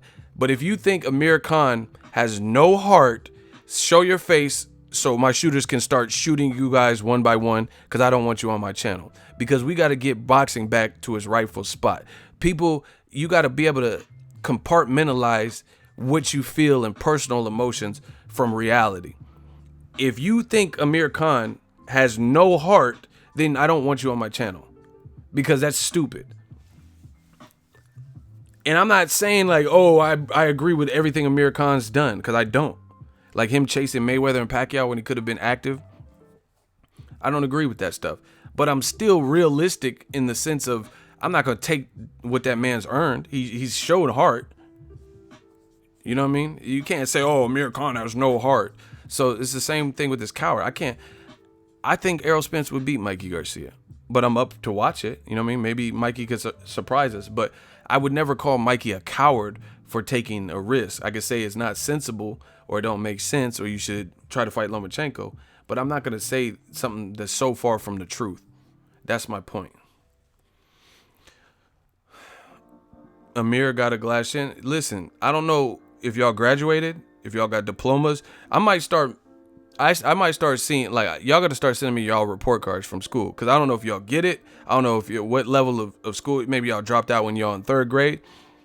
You guys sometimes are so far from the truth. Amir dude got a glass chin. I don't care about that. I have nothing. I'm not talking about a glass chin. I'm talking about, does the man have heart? Harlem Future Khan didn't get dropped by Maidana. Oh, you say he dropped Marcos. Yes, that's true. He got heart. That's all I'm saying. If you can't interpret that, you want to confuse. I'm not saying he beats Errol Spence. I said what I said. He has heart, and that's provable. End of story. Some of y'all really struck, but his chin is glass. I'm not talking about his chin. I'm talking about what's in his chest, and that's a heart, and he has that. No matter if it. Sometimes he has probably too much heart for his own good. Like, why are you fighting Canelo? Why? You should have fought Kell Brook. So again, I'm not saying that like this is the Amir Khan hour. Like I agree with everything he's done, but I don't take things away from people that they've earned. Same thing with Tyson Fury. Took 2 light touches. You fighting the champion of the world with knockout power. There's nothing in that stipulates or makes you a coward. So what Dillian White says, I can't agree with, and it makes you look bad as a person, like because it looks like you're hating. It looks like you're salty, straight up. It's like me. I don't care if you like me or you don't like me, because I don't know a lot of y'all personally. You know what I mean? And sometimes I know you can't please everybody. Tell me one. I want to see the person. Even if you hate me, you can't hate on my work ethic. I work too fucking hard. I work too hard, way too hard.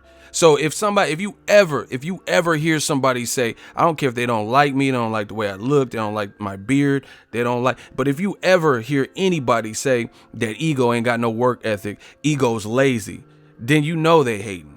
You know they're fucking hating.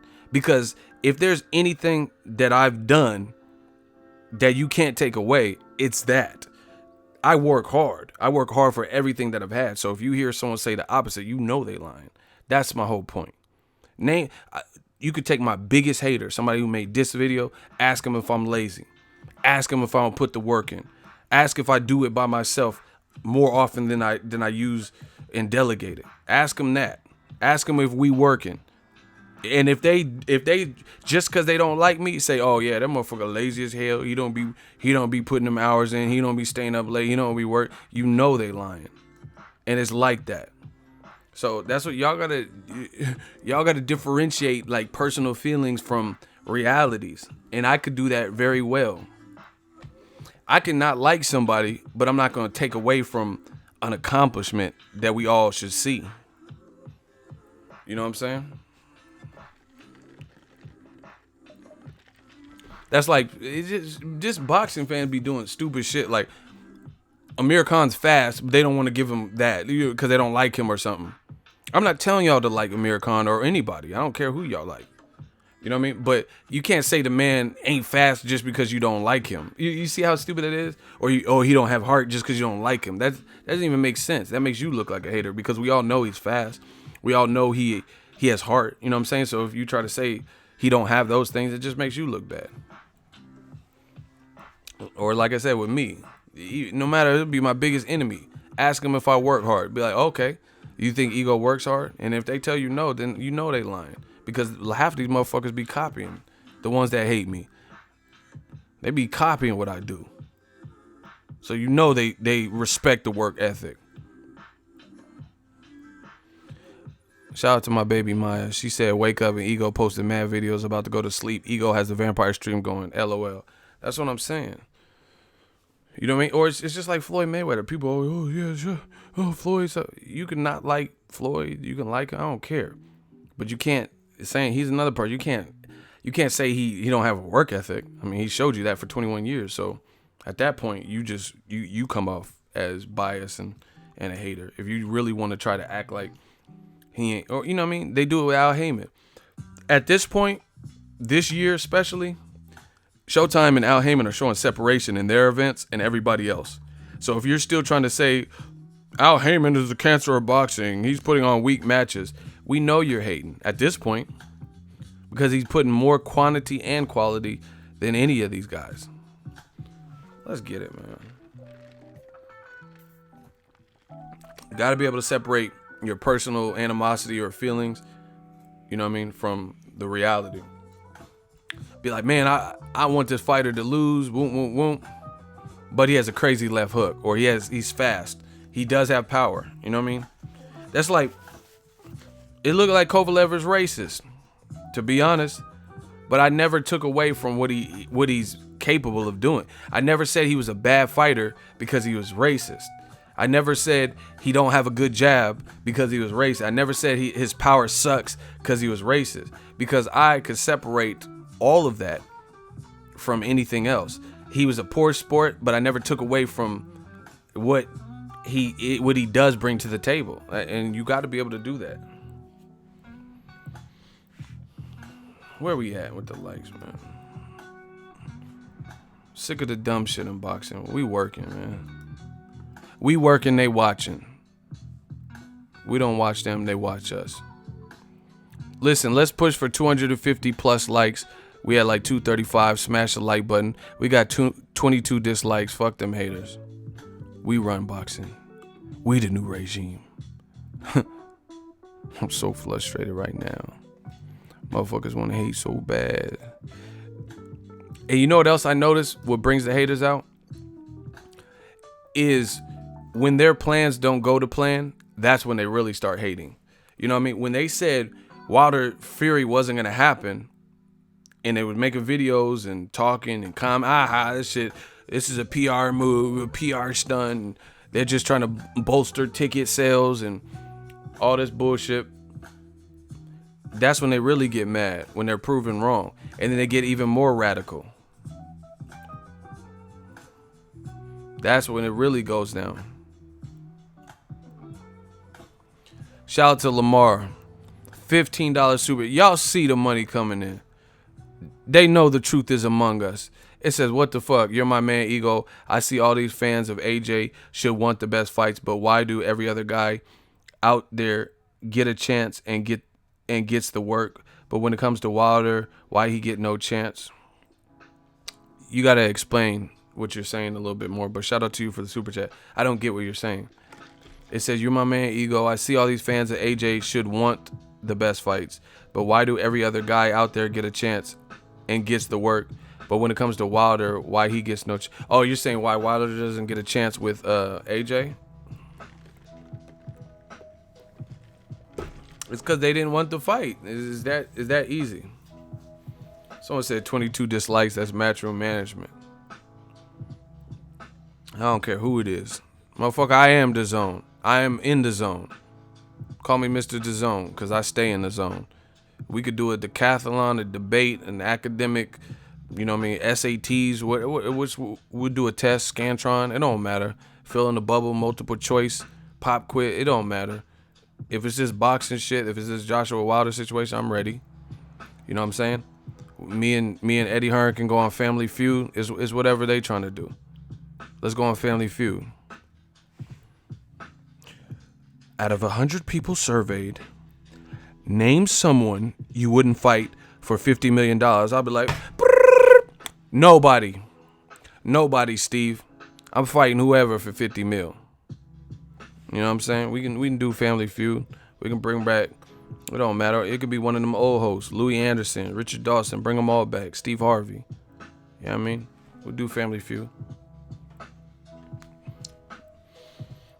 Bad look for Joshua, people. Wilder's giving Fury 50-50, and he couldn't even get a percent of anything versus when he was in negotiation with Wilder. Damn, homie. In high school, you was the man, homie. Fuck happened to you? That's crazy.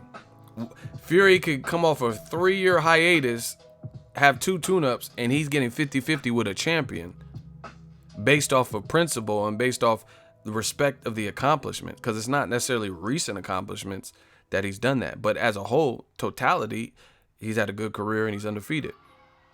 So they honored that. It's like, you know, it's like when you go to like Best Buy or something, you had a coupon that expired last week, but you got a big purchase, so they like, you know, we'll honor this 10% off. Like, love, that's love. They're honoring what Tyson Fury has accomplished, and that it's a two-way street and a half deal with making a super fight. Shout out to Brent Weary. The money keep coming in. $10 super chat. These super chats will bring the haters out, coming from a casual fan like myself, but you definitely dropping gems, and I'm definitely noticing other fighters out there. Keep up the good work. Appreciate you. New media. I told y'all we was coming, and we was coming hard, man. We come to play no games, and now y'all are seeing it. And this is, like I said, this is Nipsey Hussle's album, Victory Lap. We on our victory lap. We've already lapped these boys. All the stuff they said, all the excuses they made. Like, just look at a recent one. We don't even have to look at some of the old shit that they was talking about. Look at the recent ones. One of the recent ones was that Fury versus Wilder simply wouldn't happen this year. It wouldn't be next. That's what Eddie Hearn said. And now that it's next, where's Eddie Hearn's commentary on it? Why didn't he like? See, this is the thing. You notice the man fans, or like when people are wrong, Eddie Hearn, all them hour-long interviews you were doing. Why doesn't Eddie Hearn do an hour-long interview talking about, damn, I was wrong? Tyson Fury versus Deontay Wilder, that's a big fight. You know what I mean? People aren't talking about Joshua, but why didn't he do an hour-long interview about that? Don't wait 2 weeks and then do one. Why don't you do it pronto? Like when you were doing damage control for AJ. Why don't you call up IFL or whoever and do an hour-long interview about that? About, damn, I was wrong. You see? You see how this works? And especially the man fans, they definitely don't apologize. They definitely never come back and say, damn, I was way off. Or these other weak-ass YouTube channels that are saying all this stupid shit. Oh, yeah, Boxingego, he's just a Wilder dick sucker. He's sucking Wilder and all this clown shit. And then when I'm proven to be right and Ego's army is right, where are they? Nowhere. Do they make an apology video? Or do they send me a Hallmark card? No, they don't. They just go on about their business and or switch subjects or change to the next point. Oh, yeah, but Fury Wilder is probably going to be boring. No. Fuck if it's boring. You said it wouldn't happen. Why are you switching to now it's going to be a boring fight and it's going to under-deliver and be underwhelming and it's going to be a boring scrap? And you said it wouldn't happen, so it should be no scrap. Now you're trying to switch it to it's a boring fight. I know, man, I've studied all their tricks. I'm like that grandmaster Asian dude in the karate movies where he can tell you exactly what he's going to do and still defeat your style, even though he told you what he's going to do. First, I will jump down from this tree. Then I will hit you with tiger claw. The crane. The lobster. He tells you everything you're going to do on some Wu-Tang shit. Just notice the patterns. That's all I want y'all to do. All these people, it's all for publicity. It's ticket sales. So where's your updated video? Do an updated video. Say, hey, I know I told all of my audience that Fury and Wilder wasn't going to happen. And it was just for a PR move for publicity. I was super wrong. I apologize for, you know what I mean? There's none of that. Because you know why it's none of that? Pride. You know another reason? It would open the floodgate for everybody to be like criticized. You know what I mean? And people, a lot of people, they try to act all big and bad like they could take constructive criticism, but they really can't. That's why they would never do a video, an updated video, setting the record straight. Because it would open, the levees would be broken and it would open the floodgate for people to criticize their earlier notions. Like, hey, I tried telling your dumbass, I told you, motherfucker, you was wrong. They don't want that. So they rather just skip to something else. You know what I mean? That's not how life works. You can't just skip to the good parts. In my life, personally, before this boxing shit really took off, I was in probably one of the worst times of my adult life. Straight like that. I had no whip. I had no options. I didn't know what the fuck I was going to do. But God willing, we stayed focused and we got shit back on track. You know what I mean? You can't just skip to the good parts. It's not how life works. Sometimes you will in this life be wrong. You know what I mean? And that's why, I'm gonna tell y'all some ego, some alpha ego real quick. That's why a lot of y'all dudes have failed relationships, because you can't admit when you're wrong. It's always somebody else's fucking fault. You notice that?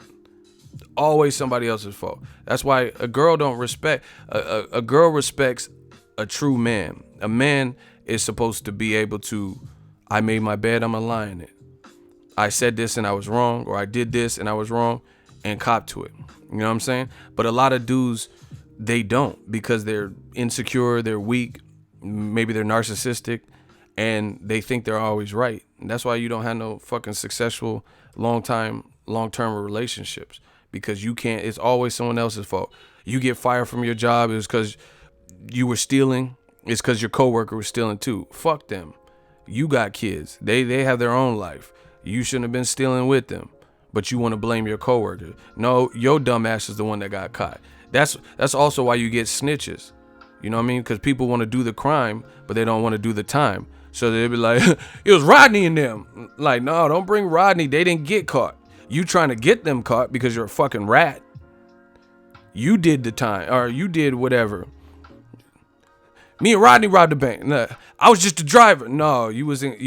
They caught your dumb ass. They found your wallet or ID. Don't try to bring everyone down. Bring the whole. You take responsibility for your part. But a lot of dudes is pussy and weak like that, so they don't do that. They want to blame everybody. You know what I mean? Some dudes have DV cases, domestic violence. Why you make me mad like this? Man, you made me put my hands on it. No, you chose to put your hands on that woman. You chose that. Because you, as an adult, as someone you care about or love, you got to make the right decision, even no matter how mad you are. Man, you know how I be getting when I'm angry. I had to hit you, and you didn't have to do shit. You know, you didn't have to do shit. You chose to do that. Stop blaming other people for your fucking failures. Man, the fucking Incredible Hulk, just watch them movies. He learned how to control his temper, but you can't learn how to control your temper. That motherfucker would turn into a whatever, a green goblin and shit, and he learned how to control his temper. You can't control your temper. Always looking to blame him. You just know how I get when I'm angry. Man, fuck how you angry. We gonna see how you get when you in jail. You know what I mean? And a lot of dudes, they be doing the little DV and shit. Why you learn to control your temper if it's like a equal sized man? All of a sudden, your coworker, he want all the smoke. Why don't you put your hands on him like you put your hands on that girl? You know what I'm saying? Why didn't you just be like, man, Wilder, you know how I get? That's why I swung on you. Because you know Wilder will lay you the fuck out. You know what I'm saying? You don't want that smoke. You want smoke with your girl. And you want to blame her. But then when you get pressed in real life, see, that's why, man, listen. This is why I just do my thing and I keep it pushing. Because some of y'all have so much to learn about life. Fuck boxing. I'm talking about life. Y'all, it shows people's character. Like just through boxing, it shows what you about. It show if you can't admit, hey, King Corleone's stupid. He said, Wilder, you know how I get. No, I'm just saying, you know, dudes that be, touching female stuff. Do you do that to dudes? Do you pull up on them like that and just be like, yeah, you know how I get, motherfucker? And then you all rah with your chick. She 5'4" and shit. Wilder 6'7", had that same energy. You know what I mean? But the bottom line is people are. It shows their true character when they can never admit that they're wrong, ever. I don't like to be wrong. Trust me, I don't. I'm an Aries, strong-willed. I don't like to be wrong. But if I'm wrong, I'm wrong. You know what I mean? It is what it is. I know I'm not perfect. So there's going to be times where I'm wrong. And if someone proves me wrong or I've been proven wrong, then I'll be like, yo, shit, fuck, I'm sorry. My bad. I didn't know. You guys like this guy? Woman beater? He beat up his wife. He couldn't control his temper.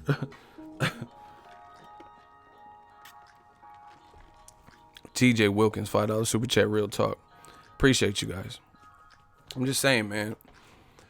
And I know I talk to the fellas a lot. That's because based on YouTube analytics, my channel is mostly men. I'm pretty sure most boxing channels, their analytics would show something similar.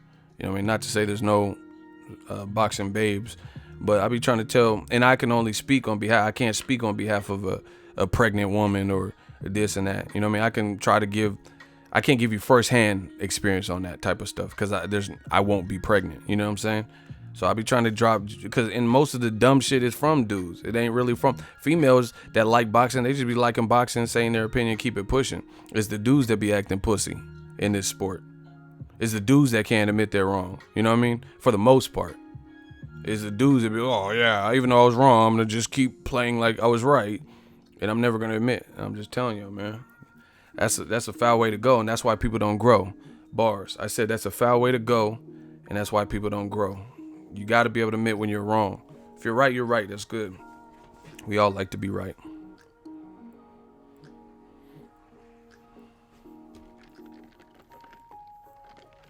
Shout out to Dale. What's cracking? We just talking to these knuckleheads, trying to bestow some wisdom. But I'm telling you, these other YouTube channels, hey man, you gotta do something, baby. They gotta do something, baby. We just kill it. We've been killing, like, that's why I told y'all we could keep making videos every single day because we winning. They can't do that. Man, I can make for the rest of the year, I'm so vindicated. For the rest of the year, I could make a Wilder Joshua Tyson Fury video and be cool and still grow. They can't, because the more shit, they've already started on the wrong foot. So the more shit they say, unless they come to terms with what's really happened, they're going to look dumber and dumber. And eventually they're going to get so discouraged because the people aren't going to buy the bullshit. A lot of people keep asking me questions like Timothy just did. Honestly, Ego, do you think Fury stands a chance? Listen, that's not really important. In his heart, he feels he stands a chance. He signed on the dotted line. I really look at those types of questions as excuses. Because people, listen, this is why I take it as an excuse. This is not an issue where Tyson Fury is a cruiserweight moving up. This is an issue of a guy who beat Klitschko when no one else could do it for 10 years. Had some personal problems, got fat, learned whatever he learned in that process or that period, served his suspension, came back and has 2 tune-up fight. And people are like, hey, really, can Tyson Fury pull this off? It sounds like they're trying to discredit if Wilder wins. So I choose not to look at it like that. Yes, Fury has a chance because he's bigger than Wilder. He can box. He, at his best, he knows what he needs to do. He knows how it feels to be a champion. So, and he ultimately himself believes he has a chance because he's signing on the dotted line. So, I'm not doing anything to discredit this fight like some people. So questions like that, just so you guys know, that makes me feel like you're trying to discredit the outcome. You know what I mean? Like, and this is the thing. It sounds like a lot of people believe Wilder has a stronger chance of winning, and they don't want to admit it. So they're like, oh, but Fury, he's not the same Fury that beat Klitschko. That's his fucking fault. If he wanted to do cocaine and ecstasy and shit, feng shui, that's his problem. I'm not dealing with these excuses.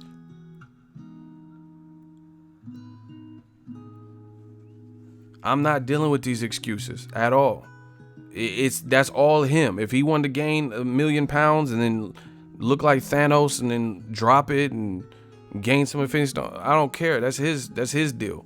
He's a good fighter. Him at his best. He knows what to do. Lineal champion. Only guy to beat Klitschko in recent memory up until the Joshua fight, and he was the first to do it. You know, in a long time, almost 10 years. So I'm not entertaining those. Those sound like excuses to me. But you got to ask yourself this question. Y'all want to know the question? Can I get a hell yeah? Get the likes up. We got to get the likes up. We working, man. If y'all want to hear this question, can I get a hell yeah in the comment section?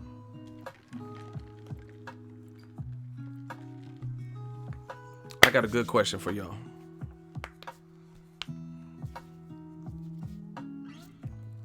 All right, listen. Notice how a lot of fans go out of their way to underrate Deontay Wilder. He sucks. 40 fights, he ain't fought no one, so it's a bum-ass resume. His chicken legs. He's mad sloppy and wild. All he has is power. No technique. Won't. But a lot of the people who are doing all of this, they're also sounding the most threatened when it comes to Wilder fighting Fury, Wilder fighting Anthony Joshua. So if you believed all this stuff right here, why are we asking questions like that? It makes you understand that they must not believe all of this, all these excuses that they just told you. They must not really believe it. Because why do you sound so concerned for Fury's health? Oh, he needed 2 more tune-ups before. Why? You just told me everything that sucks about Wilder. So if all these things suck about Wilder, then why on earth does Fury need an extra 2 more fights? If Wilder, all these things, he's not fulfilling and he's not a real champion, paper champion, 40 fight, bum squat. If you really believe these things, right? Then why is Anthony Joshua doing an interview saying, oh, I may fight him 2018, 2019, 2020 when I feel like I beat him? I need more time. I'm a new champion. I just started boxing a year after they turned pro. Who gives a shit? What does that have to do with anything? So you can't, they want their cake and eat it too, but it's looking shaky, baby. Because at the end of the day, if you really believe this slew of insults that you said about Wilder, then why does Fury need an extra 2 fights? Why does Joshua need more time to develop? If you're saying, see, this is how I know they're full of shit, because they'll say Joshua will destroy Wilder, but then they'll say he needs extra fights. So your prediction is that Joshua will knock out Wilder in 4, but then you've also made statements where you want Joshua to take a couple tough fights and more time. These things don't add up. He'll knock him out, but he needs more time to knock him out. That is very suspect. And it's almost like an oxymoron.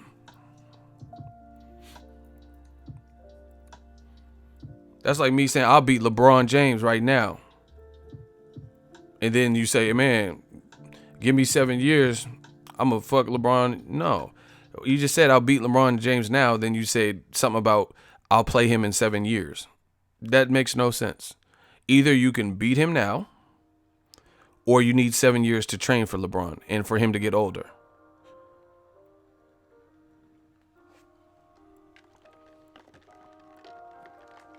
Wilder is such a bum. These are all the reasons why. But Joshua needs longer than the 8-week camp. And Eddie Hearn's saying, hey, I would never give Joshua only 8 weeks. And Wilder's team took too long to respond. But it was still 8 weeks ahead. So you have enough time to train for Povetkin, but you need more time training for Wilder. Once again, these have to be lies because none of this makes sense. Either you're ready now or you're not ready now. And if you're ready now, you wouldn't be saying all these other things that stipulate that you need more time, that you're not ready now. Once again, Joshua's side, or Joshua himself, is the only one in this equation that said anything about fighting perhaps in 2020. Wilder did not say, I want to fight Joshua in 2020. He said, one face, one name. Eddie Hearns don't want to, Anthony Joshua don't want to fight. That's what he said. He didn't say 2020 is on. Anthony Joshua, I'm so frustrated. He didn't do that. So that right there shows me what I need to know. You have just enough time to train for a guy who medaled higher than Wilder, a gold medalist in Povetkin, who's arguably on drugs or was on drugs, like performance enhancing drugs. You have plenty of time to train for him, but you needed more of a training camp for Wilder. But then the fans say he ain't this and he ain't that, and he's such a bum. And he ain't fought nobody. If he ain't fought no one, then he shouldn't be a threat. Povetkin fought Klitschko.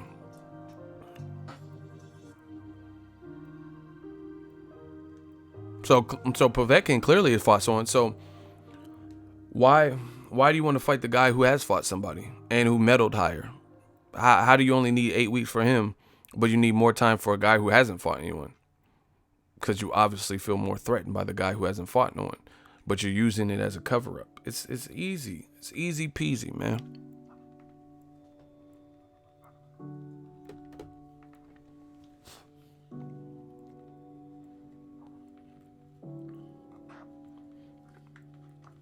I look at it like this. Here, I'm the king of analogies. I'm the king of analogies, man. You're either ready now or you're not. Period. Name an exotic or like a fancy vacation destination that you think would be expensive. You guys drop it because we're doing an interactive analogy. You guys name a fancy, expensive trip. Like somewhere I could go. Dubai. All right. The answer that has that 3 people vote for, that's what I'll use.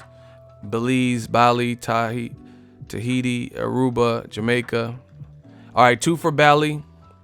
Hawaii, Turks. All right, Bali.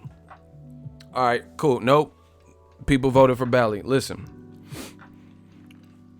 So let's say it's an expensive trip to Bali. And I say, oh man, I'm going to Bali this year. I'm going to Bali. I'm ready. My bucket list, I gotta go to Bali, right? That's my dream vacation. I'm ready to go right now. Right? And then one of my friends say, oh, so you're gonna book your trip? I'm like, yeah, I'm ready to go right now. I got everything lined up. I'm ready to go. I'm gonna take some time off work. I'm gonna go to Bali. Right? And then my friend asked if I'm gonna go. I'm like, yeah, hell yeah, I'm trying to go. I told you I'm about to go. A month passes. My friend checks in with me. Hey, did you plan your trip to Bali this year? You said you said you can't wait to go to Bali. And then I'm like, well, you see, the thing, I need to save more money because Bali, I know Bali's expensive, you know. Yeah, I need more time to prepare. Like you said, you're going in December. There's plenty of time. I know, but I looked at prices. It's kind of expensive, and I need more time to save money. Bali, I think I'm gonna go. Bottom line is this: either you're ready now or you're not. Either you got it like that or you don't. So if I told people up and down, oh, I'm going to Bali. I'm going to Bali. I got the money right now. Let's book it. Then 2 weeks later, I'm not gonna be like, oh yeah, it's kind of expensive, and I thought about. No, you're either you have the money or you don't have the money. You feel me? Like that. Same thing with the car. Let's say someone said they're gonna get a brand new Audi or a Q45, brand new one or some shit. And you're like, yeah, man, I'm about to pull the trigger and get this Q45. I'm about to get this Infinity. All right. And then you never see that Infinity. You're like, what's good? You go to the dealership? I'm about to get an Infinity with all the options, fully loaded. Right? And then your friends want to see, hey, I thought, oh, y'all like Tesla? It could be a Tesla. That's a good one. Tesla Infinity Q45. Oh, yeah, man, I'm going to get this Tesla. And then people waiting for the Tesla. All right, cool. Where's the Tesla? You see, Elon Musk, Tesla, they're going through financial difficulties. And Elon Musk, what the fuck has Elon Musk got to do with you purchasing one of his vehicles? What are you talking about? You said you was going to get the Tesla. But Elon, I seen him on Twitter. That's you making excuses now. Like what? You said you were gonna cop the brand new Tesla, and now you don't have this shit. End of story. So once again, if you're ready, you're ready. If you're not, you're not. If you got it like that, you got it like that. And if you don't, maybe you should wait till you save up or till you put yourself in a position where you can pull the trigger like you were claiming. Period. And that's the same thing with Joshua. Oh yeah, Wilder, I'm gonna fuck him up. All right, fuck him up next. No, it's mad. What? Either you're gonna cop the new Tesla or you're not. You know what I mean? It's that simple. Either you have the finances, you've done the research, you've done the saving, or you don't. Listen, every purchase that I've made this year, I researched. Big purchase. Got a new iMac. My old one was just too old, and I had to work for you guys. You know what I'm saying? So I had to get more efficient. I put all my ducks in a row, budgeted my trips to these fights and shit, figured out how much it would save, how much I need to, contacting them. Whoa. And guess what? I called Apple, make me the fucking computer. They were like, excuse me? I'm like, yeah, okay. I'm TB Ego. You heard me. I said, make the fucking computer. They were like, what do you want in it? I said, make it. Oh, you want to know the specs? I'm like, yeah. I need 1 terabyte. Make that 2 terabytes. Make the fucking computer. Right? Because I was ready to purchase. I already had everything lined up. Let's go. Let me pull the trigger. I'm like the dude in the red Hyundai in Boys and Hood. Let me pull the trigger. I'd already done the research. I'd already done the saving. I'm ready. I know I need a new computer. I'm ready. You know what I'm saying? I didn't say like, yeah, I'm going to get the new iMac. I need a new computer. And then didn't get it. If I say I'm going to get it, I'm going to get it. That's how I operate. Straight like that. If I say I'm going to get it, then I'm going to get it. If I don't say I'm going to get it, then whatever. But if I say I'm going to get something, then I've already done the research. I know what it takes to get it. I know I'm ready. I have the savings. I have the money. Whatever. I'm going to finance it. Whatever I do. But if I say I'm going to get it, I'm going to get it. That's how I am. That's how I operate. Anthony Joshua didn't do that. It wasn't congruent with what he said. Wilder, I'm going to tell him I'm going to fuck him up. No, you're going to fuck Povetkin up, if anything. Because you're not fighting Wilder next. So that didn't make sense. How you going to say, tell Wilder I'm going to fuck him up? I'm not interested in the Povetkin fight. He said that. He had a do-rag. He was in the passenger seat of a car. Said he's not interested in the Povetkin fight. Surprise. Surprise, motherfucker. You fighting Povetkin next. I thought you weren't interested in fighting him. Eddie Hearn. Oh, Wilder Fury will never happen. I talked to Fury.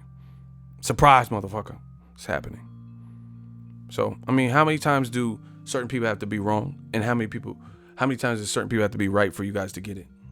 That's all I want to know. How many times do you have to keep getting proven wrong before you be like, damn, this dude's on the money, or this girl, or whoever?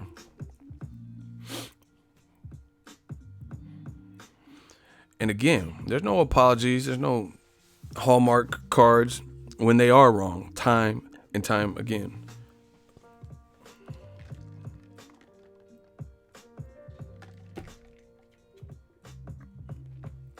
And the wild card was, see, Anthony Joshua and Eddie Hearn, they gallivanted around boxing like this masterclass A-side, like they're Floyd Mayweather or something. They're okay, you're the A-side over Wilder or any other heavyweight or whatever. That's cool. People give you that.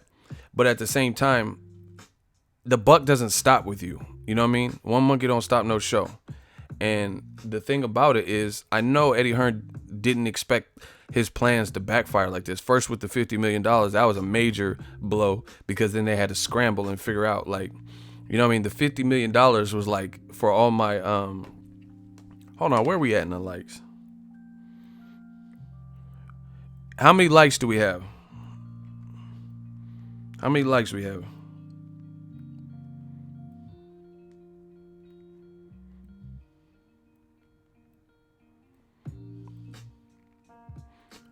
Somebody let me know how many likes we have.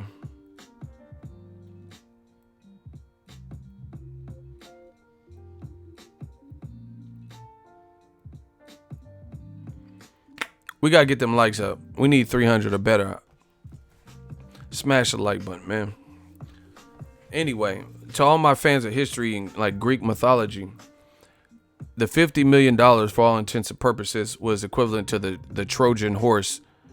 You know how, like, to gain access to Troy, they used they acted like they were gifting, the people a giant Trojan horse. So, oh yeah, come right in, and then they hop out and fucking soldiers are inside. You know what I mean? That's what the $50 million did. Completely caught Eddie Hearns off guard and Anthony Joshua. And then from that point, they had to just react and scramble. And in the process of doing that, I again, the $50 million, if you ever hear anyone say that, that's the Trojan horse to Greek mythology. That's what the Trojan horse was to Greek mythology. You know what I mean? Completely caught them with their pants down, completely caught them off guard. And then you have to just react. You know what I mean? You weren't expecting the motherfuckers soldiers to be inside of that gifted Trojan horse. So all they had to do was react, but then they weren't tidy about it. So they start saying a bunch of stuff because they were completely caught with their pants down, and they just had to react. Oh, how do we know the 15 million is real? Yeah, that'll teach them. We're not buying that. You don't think Al Heyman has connects? He's been in the music industry, then successfully crossed over to the business industry. You don't think he has business connects and investors and people? And if you really thought the money was the issue and it wasn't fake, then why don't you agree to it and then make them show you? And then obviously, if they say we got 50 million for you, and they say hi, haha, I was tricking you, then you have no fight. And legally, they can't force you to fight. That's not how business works. You can't get someone to agree verbally. Listen, and see, this is how idiotic people are, because certain people will get on here and act like they practice law and like they're lawyers, but they really don't know shit about law. You know what I'm saying? But that's what happens when you have somebody who, I remember, this is a long time ago, long time ago. I remember this dude, he took some college criminal law courses, and he started to try to read up on like just Miranda rights and criminal law and what cops had the jurisdiction to do and stuff like that. And there was like this house party. And then the cops were like, they said something, I don't remember all the details, but bottom line is he tried to stunt on the cops based on some shit he thought he knew, like the legal, hey, you cannot search this or whatever, blah, blah, blah, unless I grant you permission, because he thought he was smart and he thought he was outsmarting the cops. But obviously the cops did what the fuck they wanted to do, or there's certain probable cause that allows them to come in. You're like, oh, you can't come in unless you have probable cause search warrant from the judge. But he didn't really know what the fuck he was talking about, and he didn't know the law better than the cop. Moral of the story, the cop fucking did whatever he needed to do without a search warrant, and the dude got in trouble and fucking arrested. You get what I'm saying? So the problem is, you got a lot of people who at the time they were trying to act like they practiced law and they knew. You see, you're a fucking YouTuber and you're not even successful at that, but you sitting up here trying to act as if you're like this Johnny Cochran of sorts. Rest in peace to Johnny Cochran. You know what I mean? You ain't no fucking Johnny Cochran. You ain't even Johnny Cockroach. Shut the fuck up. What are you talking about? Like you some Johnny Cochran shit. You ain't even Johnny Cockroach. And someone need to spray raid on you. But yeah, they all of a sudden, these YouTubers, they ain't never said nothing about passing the, I ain't passed the bar, but I know a little bit enough. You won't illegally search my, you know what I'm saying? Like, fuck it, you listen to 99 Problems with a Bitch Ain't One by Jay-Z one time and you think you know some shit. Shut the fuck up, Johnny Cockroach ass dudes. But anyway, yeah, if the glove don't fit and they arrest your dumb ass because you don't know what the fuck you out here doing. You know what I mean? You think you know. But anyway, that's what happened. You got people who aren't even like good at YouTube trying to act like we don't know you for being a lawyer. We don't know you for passing the bar. We don't know you to have background. Like, you work at Kmart and you trying to act like you know everything about the law. You see, Eddie Hearn is right because it's a verbal contract and it's legally binding. A legally binding contract because Eddie Hearn is legally bound by that. Why would he accept without an email? Shut the fuck up. Like Eddie Murphy said in Vampire in Brooklyn, shut the fuck up. God damn it. You don't know what the fuck you're talking about. Yes, legal, it is a verbal contract can be legally binding. That is true. However, there are still stipulations where that verbal contract would not hold up in court if you were like tricked. And the other thing is, if you guys know anything, say my mom used to watch Judge Judy and all them show. Everybody who had a judge show, the People's Court, doom. My mom used to watch all that, so I used to watch that with her. Now, I'm not saying I'm a lawyer, but you learn a bit about the legal system and shit. And I've been to court for different things.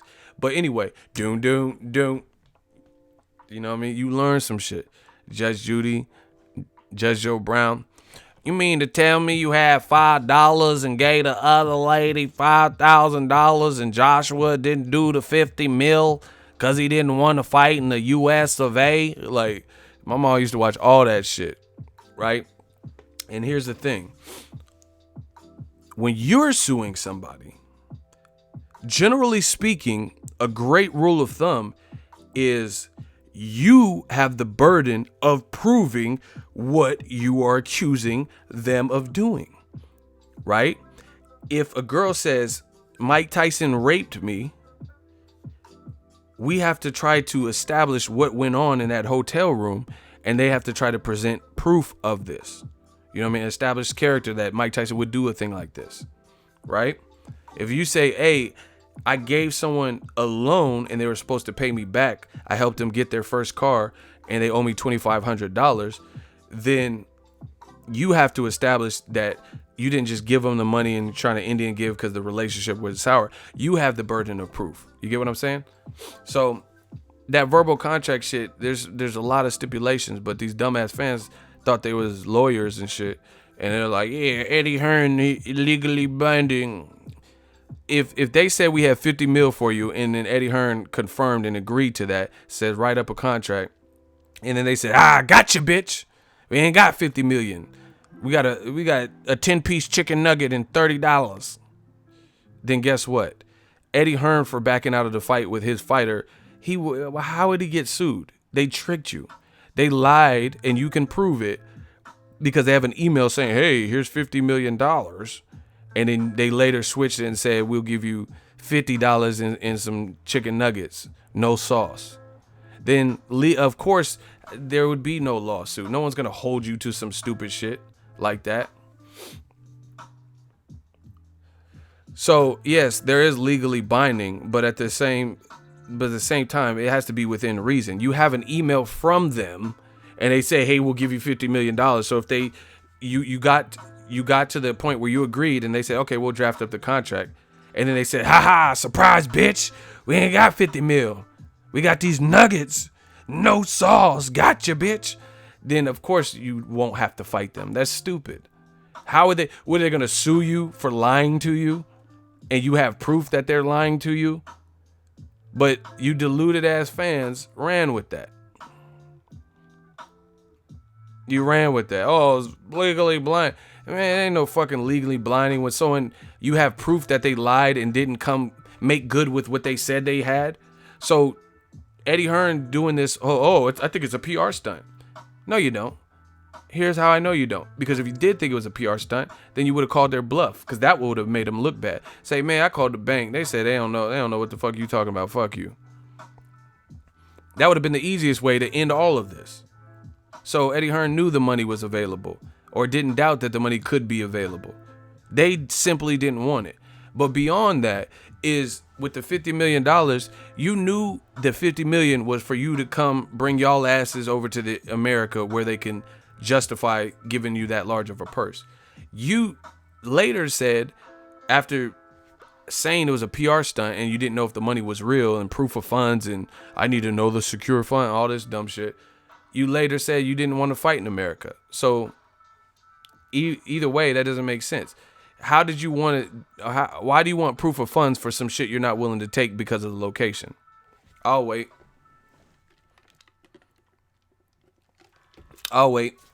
Why would you need proof of funds if you don't even want to fight in America? And you knew that. You knew they want you to come to America. So it don't matter if they provided proof of funds or didn't, because you know that a deal breaker is fighting in America. So obviously the proof of funds wouldn't have done nothing, because you don't want your fighter fight. And then they start bringing up referees and judge biases. So once again, why do you care about proof if you don't even want to fight in America? No ways. Somebody answer that. We do a hot seat right now. It reminds me of, see, I'm the king of analogy. I got one for y'all. It reminds me of, let's say somebody invited me to something that I really didn't want to go to, right? Let's say a baby shower. And I'm like, man, fuck that baby. That's kind of harsh, but we're going to ride this analogy out. Let's say I get invited to a baby shower and I don't really care for the parents. And I'm like, man, fuck that baby, right? And the baby shower's on September 15th. But I got to work. I got to cover Canelo versus Triple G. Then guess what? I have a built-in excuse on why I can't make it. First of all, I don't even want to go to the baby shower, right? But beyond that, I have to work. I have to go cover Canelo versus Triple G too. So if I knew that and they invited me, then I don't have to reach for an excuse. I'd be like, oh yeah, sorry, fuck that. I mean, I can't go because I have work. So you already have a built-in reason why you don't have to go to the baby shower. Do you get what I'm saying? So when it comes to like the Eddie Hearn and AJ, if the proof of funds really weren't there, then you already have a built-in excuse you can use of why the fight didn't get made. You know what I mean? You could just be like, hey, we tried to verify the money and it wasn't there. But instead, they try to act like they needed proof of funds, but you knew. It's like I said with the baby shower. It's like someone saying, oh, I got a baby shower and I don't want to go. And I'm like, oh yeah, I'm going to think about it, knowing I have no intentions of going. You know what I mean?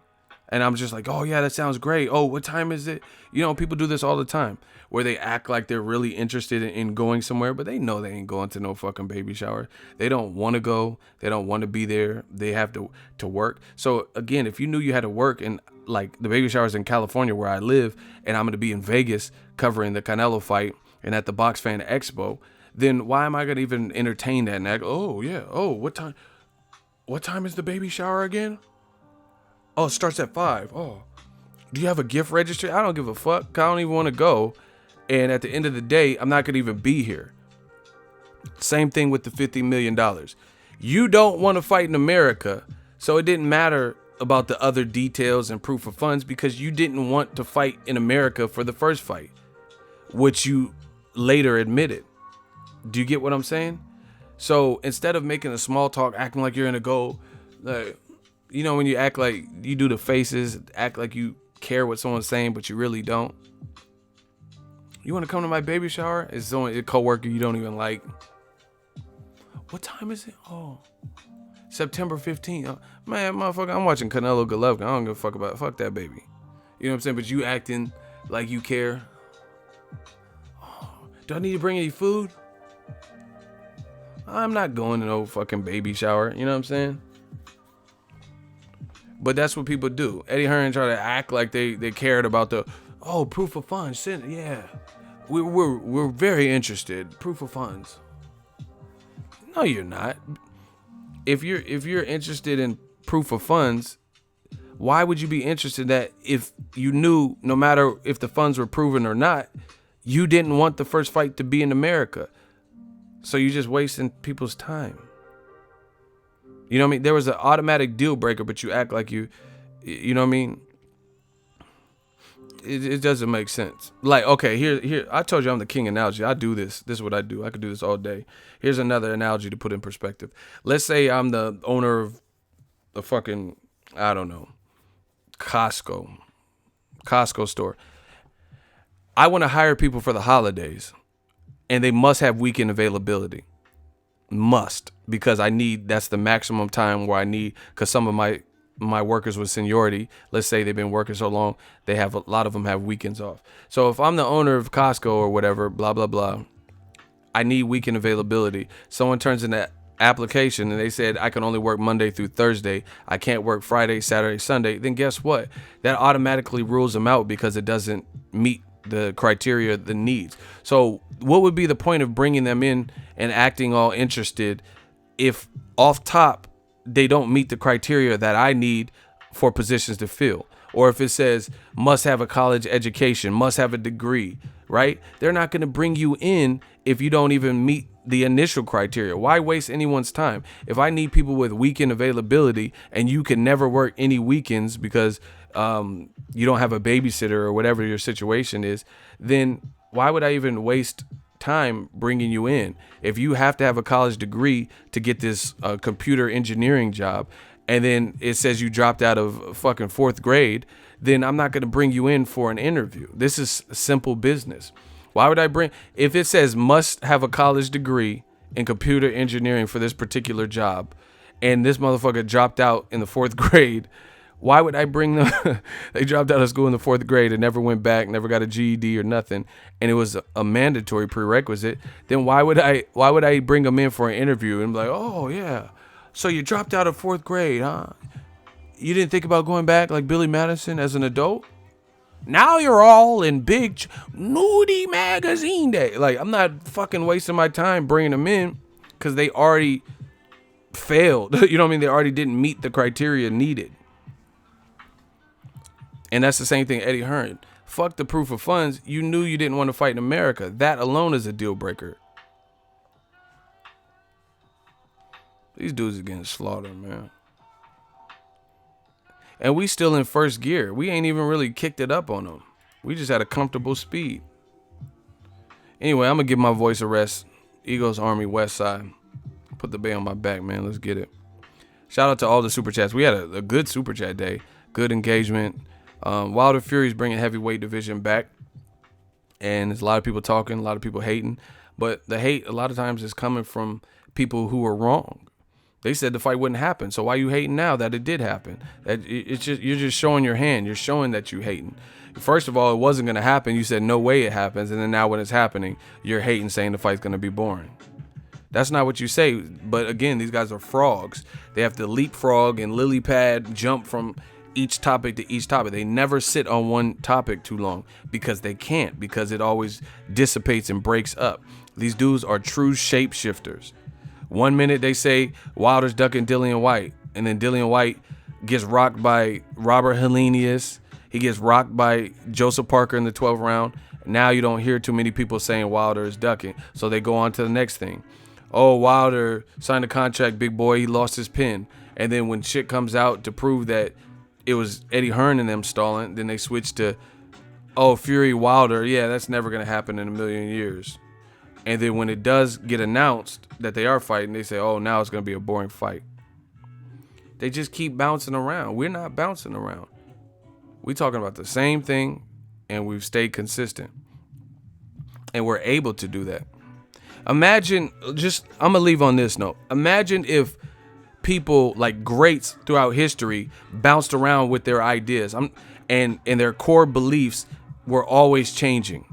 Like Martin Luther King. What if Martin Luther King was like, I have a dream that one day the men and women and children all over the world will be judged by the content of their character, not by the creed or color of their skin. Right? And he says he wants equality. He wants people to be treated equally. It's not, we shouldn't be divided by race. But then what if Malcolm X 2 weeks later was like, yeah, motherfucker, you ain't black, we ain't fucking with you. I don't give a fuck about them whites and Mexican, all that shit. You be like, what the fuck? Damn, MLK Jr., you tripping. You just said we shouldn't be judged by the color of our skin, the creed and content of our character, all this stuff, and now you like, yeah, black or everything, I don't give a fuck. It ain't no separate all us motherfuckers. We need our own school. You be like, what the, hey, MLK, you tripping. You tripping, MLK. You ain't never gonna get a street named after you. You tripping.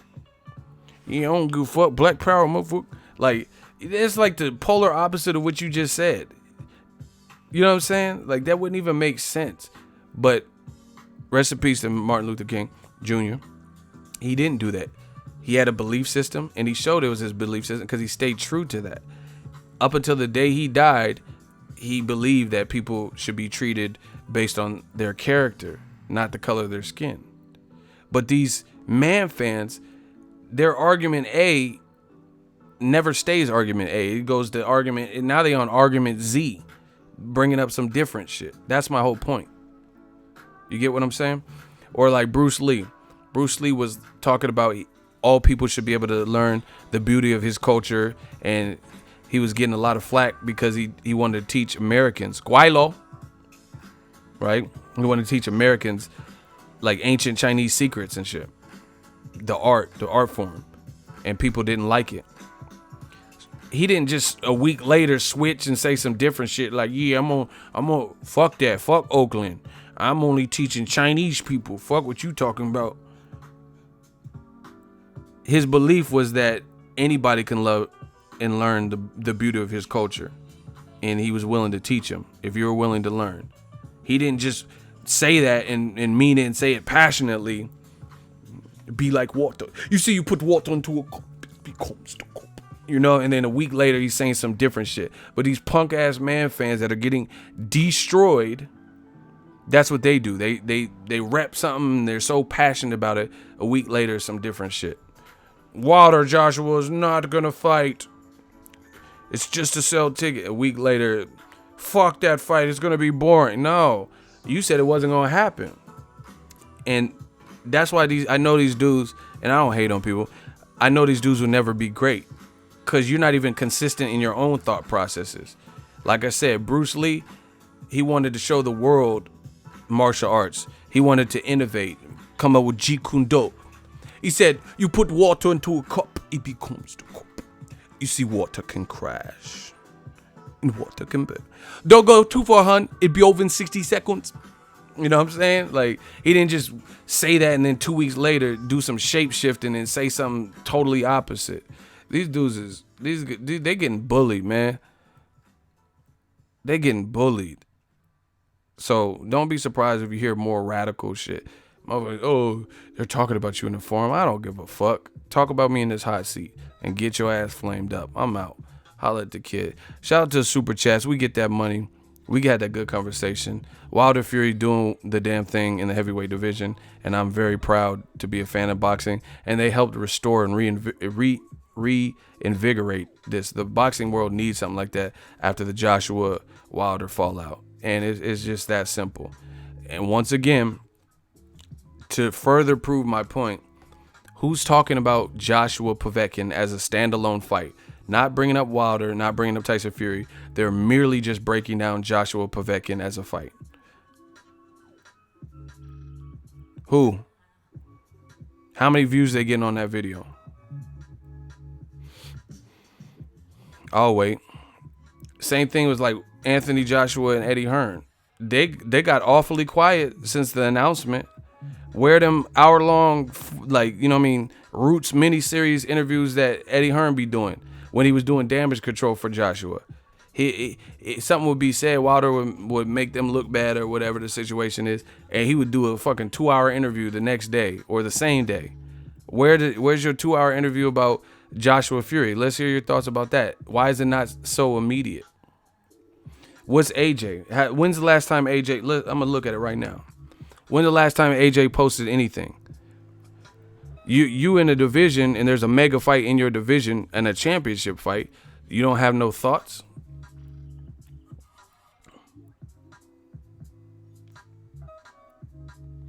You don't have no thoughts about a fight that's overshadowing your fight and got people talking? Look.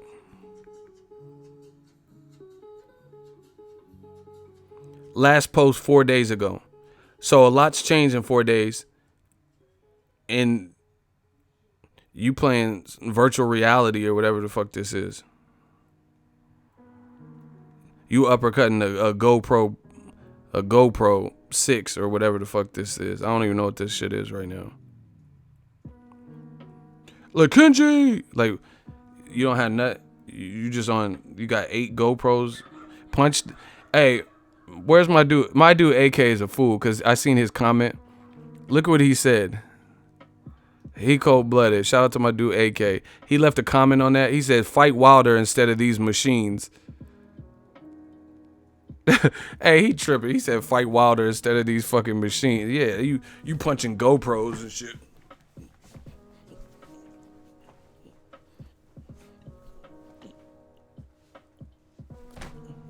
What are you punching the GoPro for? Punch Wilder, like, man, come on. We trying to see. You.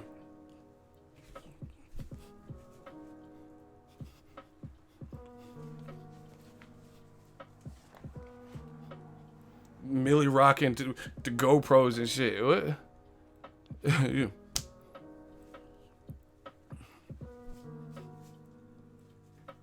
You in a high guard with a fucking GoPro. I want to see how you fight Wilder. Fuck them GoPros. Yeah.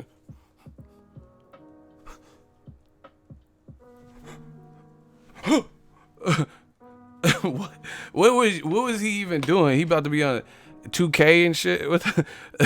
They put an Anthony Johnson 2K character. What was that? Like, I don't know. Douche.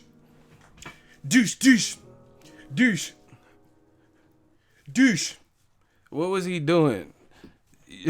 You doing? You better to be on Madden, my dude. You know what I'm saying? Like, what was that? Them motherfucker punching cameras and shit. But where's his thought? You know what I'm saying?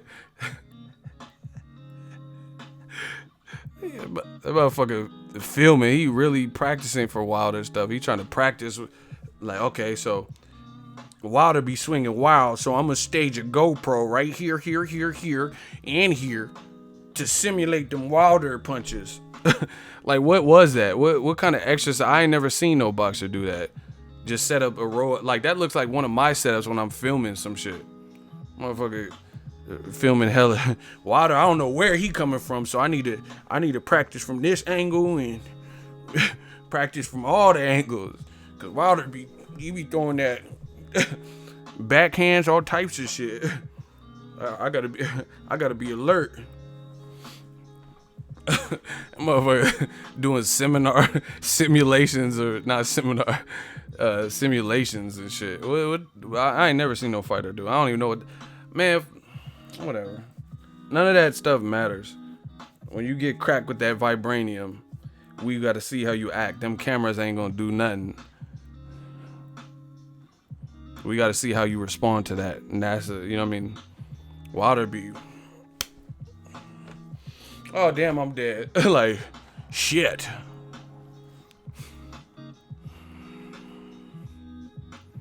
I had to catch. Y'all tripping. I had to catch my breath. AJ trying to be the Terminator shit, yelling, "I'll be back." Camera.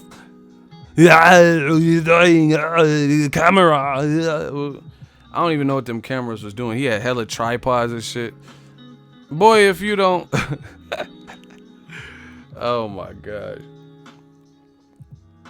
But I want to hear what he has to say about it. It's look. Oh man, let me get off. I'll do a fucking marathon. I'll do a marathon right now. The way I feel good. Here's another thing that's fucked up. DAZN, your first official fight card is Jesse Vargas versus Thomas Delorme, which is not a highly sought after fight. Beyond that, Conor McGregor's returning. I'm not even a UFC fan over boxing. I like UFC, but never over boxing. You know what I mean? I would have named myself UFC Ego or some shit if that was the case. But I'm going to watch Conor McGregor's return because I like him. Hey Mayweather, I don't know what you're thinking. Who the fuck it? You know what I mean? I like Conor, and he gave me a sip of his whiskey cup before the shit came out. Shout out to the Conor, but that's just the reality of it. So you're competing with another mega fight return, and that's a good fight. Khabib Alekberdiev versus Conor McGregor. Hey Khabib, I don't know what you're thinking. Right? I'm just looking forward to it. I think it's a good match. So that's looking bad for DAZN. Joshua's not fighting the opponent that we want for DAZN. And the other thing is this. What was I going to say? Oh, Wilder versus Fury. Wilder versus Fury is going to be on BT Sport distribution or whatever through Frank Warren. And it's going to be on Showtime in America. Not Sky Sports and not DAZN. So once again, how is it Eddie Hearn was saying, oh yeah, I'm coming to America. I'm going to take over America. We're going to have the live all America, but you're not even putting on the hottest cards. Showtime is putting on Wilder Fury. And then on your side of the pond, BT Sport is putting on this mega fight with Wilder versus Fury. So how is it that Eddie Hearn said he's going to take over the game, but he has yet to really compete with a major card? I am looking forward to Demetrius Andrade and Billy Joe Saunders. I like that fight. But again, I can't really pat Matchroom on the belt or on the back because Frank Warren had something to do with that fight too. And two, it was ordered. I didn't say BET Sport. What the fuck? Y'all just making up shit. He said, what you mean it's going to be on Rap Shitty with Big Ticket? Like, I said BT, not BET. You adding letters and shit. I said BT Sport. Y'all gotta listen. He's like, what you mean it's going to be on BET, Black Entertainment? I didn't say it's going to be on no Black Entertainment. The Black Channel, why do they want all their fights on BET? They want to do a countdown with Roxy and Free from 106 and Park. Why do all blacks think they can freestyle? Y'all making up shit. BET, I didn't say no fucking BET. Why do blacks want to fight right before Midnight Love with Donnie Simpson? Black people want to do a countdown on 106 and Park for their fight. Yeah, making up shit. I ain't saying no goddamn BT. What they gonna do? Wilder Fury then do the fucking BT Awards? Like, stop. I said BT, motherfucker. BT Sport. Like ET. Reese's Pieces Phone Home. BT Sports. I said no goddamn BET. See, they want me slipping. They want me to mess up so bad. Yeah, he talking about, yeah, what you mean Wilder Fury gonna be on BET Uncut? So I gotta watch Tip Drill before the fucking heavyweight fight? Are you kidding me? Like, I didn't say no BET Uncut. I ain't got no panties, ain't got no panty, I ain't got no panty, ain't got no panty, I ain't got. If y'all really watch BET Uncut, you'll know what the fuck I'm talking about. That was actually a song. She was killing it. This little bald headed oh shit. I ain't got no panty, ain't got no panty. Like, she was killing that shit. Hey, some dude, them light skinned black dude had a song about like white girls. BET Uncut was foul. There was some camcorder ass videos. Like, you filmed this with an iPhone 3. What the fuck is this? The white girls. Like, what the fuck? This shit kind of catchy though. What you talking about? Some white girl? I'm about to go to Starbucks right now. Fuck you mean? Yeah. Nelly had everybody using the credit card after that tip drill.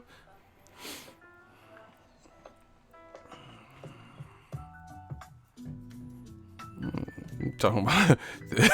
See, they always want to relegate the black chat. Wilder Fury gonna be on BT. You wish it was gonna be on BT. Anyway, all tripping.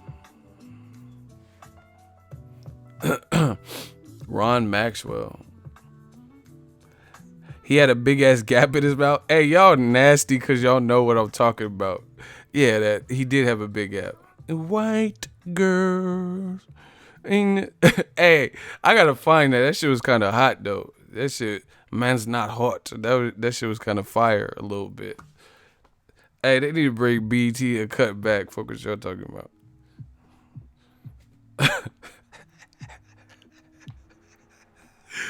The BET movie of the week, right after Tyson Fury versus Deontay Wilder. See how they try to do? The Black Channel, they want all their fights on BET. They want black entertainment nonstop. They never want to give Fury credit. They want to. Oh my gosh, this shit is hella funny. Hey, Real Brother 32, he said, I used to stay up watching that shit though, bro. They had some hot shit, but it was like low budget as fuck.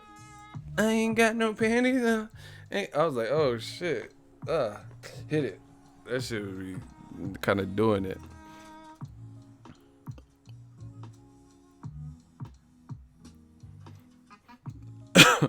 Man, all these dudes are doing damage control because they're getting clapped up. Man, they getting clapped up like Macy's during Christmas. They getting wrapped up. Man, I rap tough. You will get wrapped up when...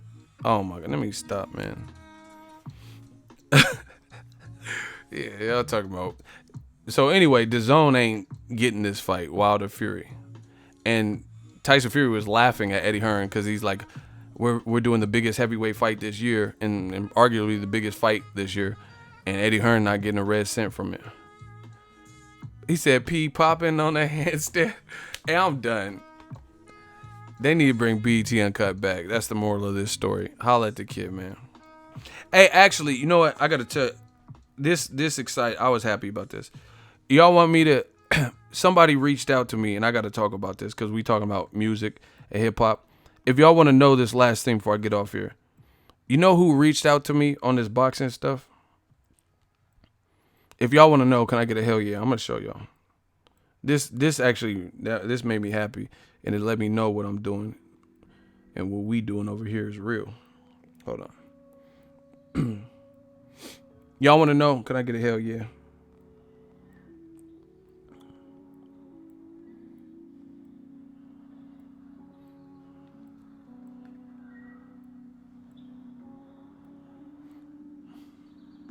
Nah, LL Cool J, that's my dude.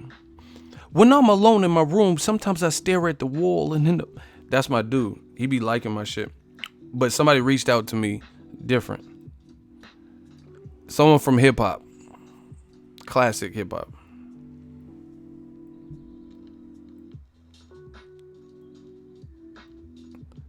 That man, BANK$S. He hit me. He hit me in the DM, man. That shit was dope for me because, you know, you don't know who's watching you. You know what I'm saying? And he left me a cool message I responded to. Y'all don't need to see that part though. That's PLK, the Punchline King. Some of y'all new booties don't know. Look what he said. Look what the man Banks said. He said, I watch every live stream, brother. Just want you to know I appreciate the conversation you bring as a boxing fan. 100. I told y'all we killing these motherfuckers. That shit was cool because Banks, I grew up listening to classic G Unit and shit like that. Banks had fire, and he still outspit all these new clowns. Shout out to Brent Weary, $5 super chat, Shmoney Gang. Banks, he said, I got a new toy that'll burn a hater and put a red dot in his eye like the fucking Terminator. Oh my gosh, bars. He said, I got a new toy that'll burn a hater and put a red dot in his eye like the fucking Terminator. Like, bars. Acid out the baggie, this is more than dope. Flawless flow, fucking up a sign. Every horoscope done wore my robe. Strapped out the corner cove, let my opponents know. Listen. And let me on the glove. Oh my, listen. He said, you see, y'all don't even catch bars anymore because y'all like that stupid rubber the tubby, rubber the bubble the tubby. Like, shut the fuck up. All that dumb shit. But anyway, listen what Banks said. He said, acid out the baggie, this is more than dope. Flawless flow, fucking off a sign. Every horoscope done wore my robe. He said every whore I scope done wore my robe. But he said horoscope. Get it? Every whore I scope, like whore, WHORE, whore I scope, like scope, puts on his scope. Horoscope, bars. Oh my gosh. That man said every whore I scope done wore my robe. So basically everyone under the zodiac. And it's a double entendre. He said every horoscope done wore my robe, strapped out the corner code, letting my opponents know. Beamer, Benz, or Bentley. Shout out to Banks. Man, Banks got bars. Fuck what y'all talking about. Hey, I'm sorry. I was gonna say yeah, whore like AJ. Hey, y'all tripping. Eagles Army fall back. Y'all tripping.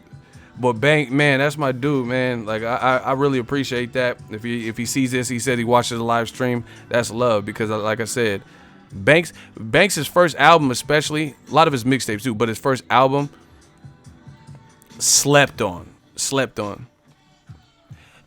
Oh my God, he said jazz is black. He said jazz is black as I like the R. Kelly mask. You could tell he has. Oh my gosh.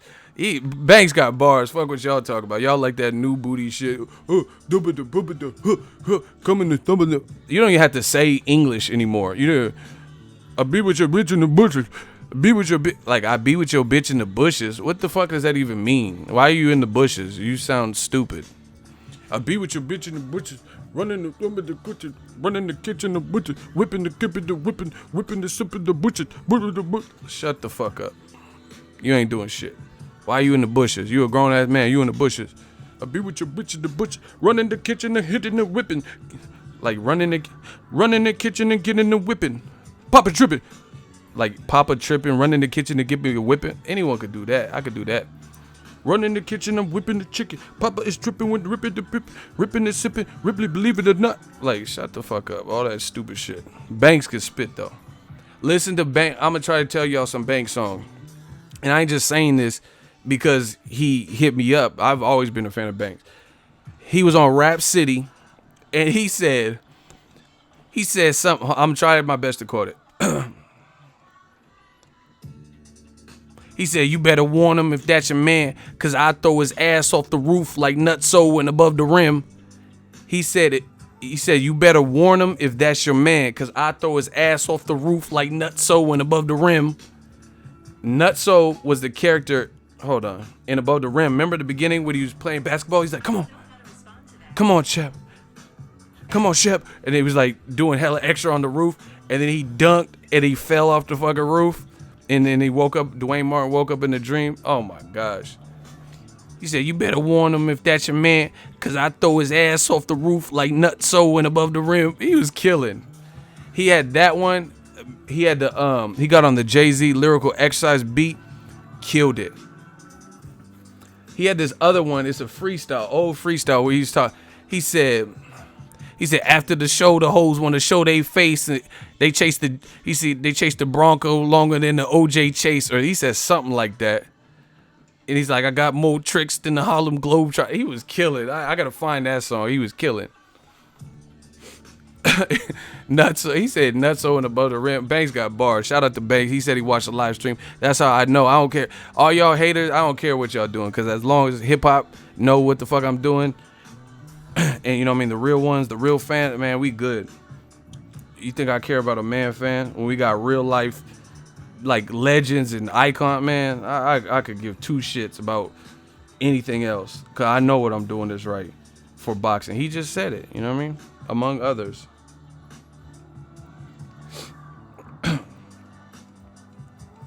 And I appreciate all these dudes because these are the people that inspire me in general. Like in life. Look. Stunt game.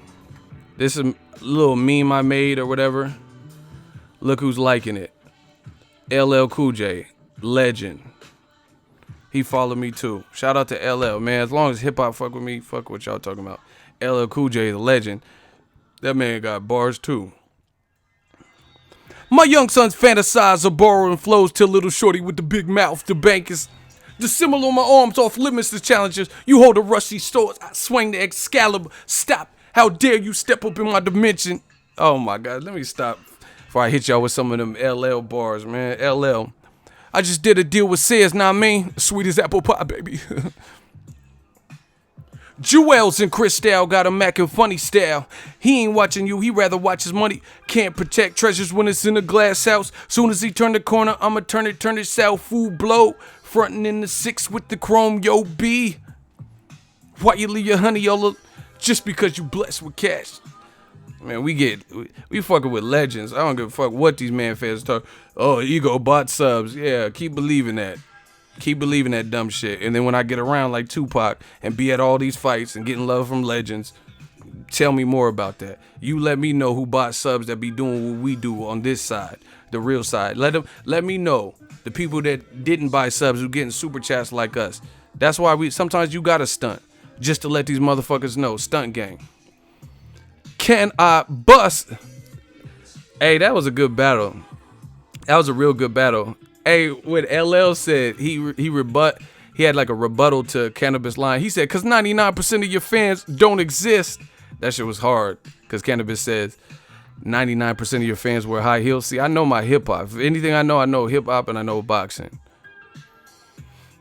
Plus he drink too much and smoke blunts. I be in the gym keeping it tight. LL is that man took a shit on BT's Rap City, or I don't know if he was taking a shit, but he was on the toilet and he was spitting. He brought the mic down to the toilet. Legend. See, I fuck with legends. These legends inspire me, not these man fans. I don't get inspired by stupid shit. But yeah, man, shout out to Banks. He said he watched the stream. I don't think he's with June anymore. I think he got kind of released from that situation, but much love to him. Banks got bars.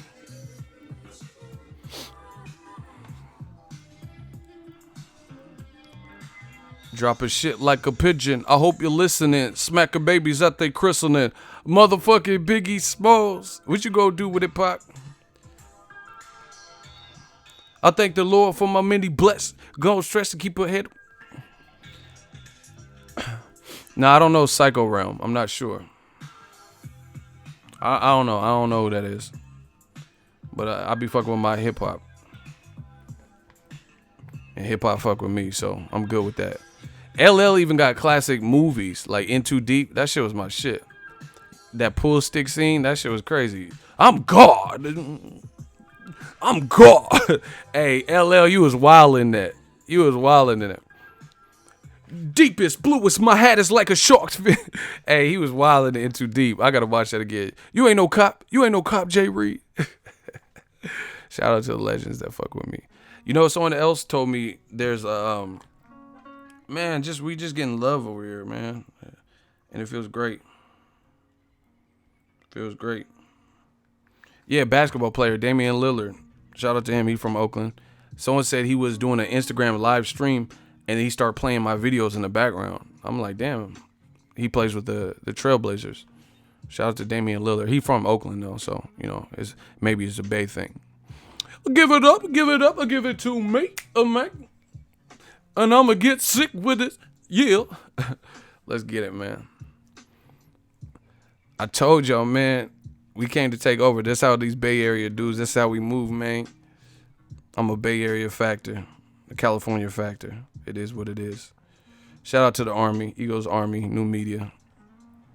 Holla at the kid. Peace.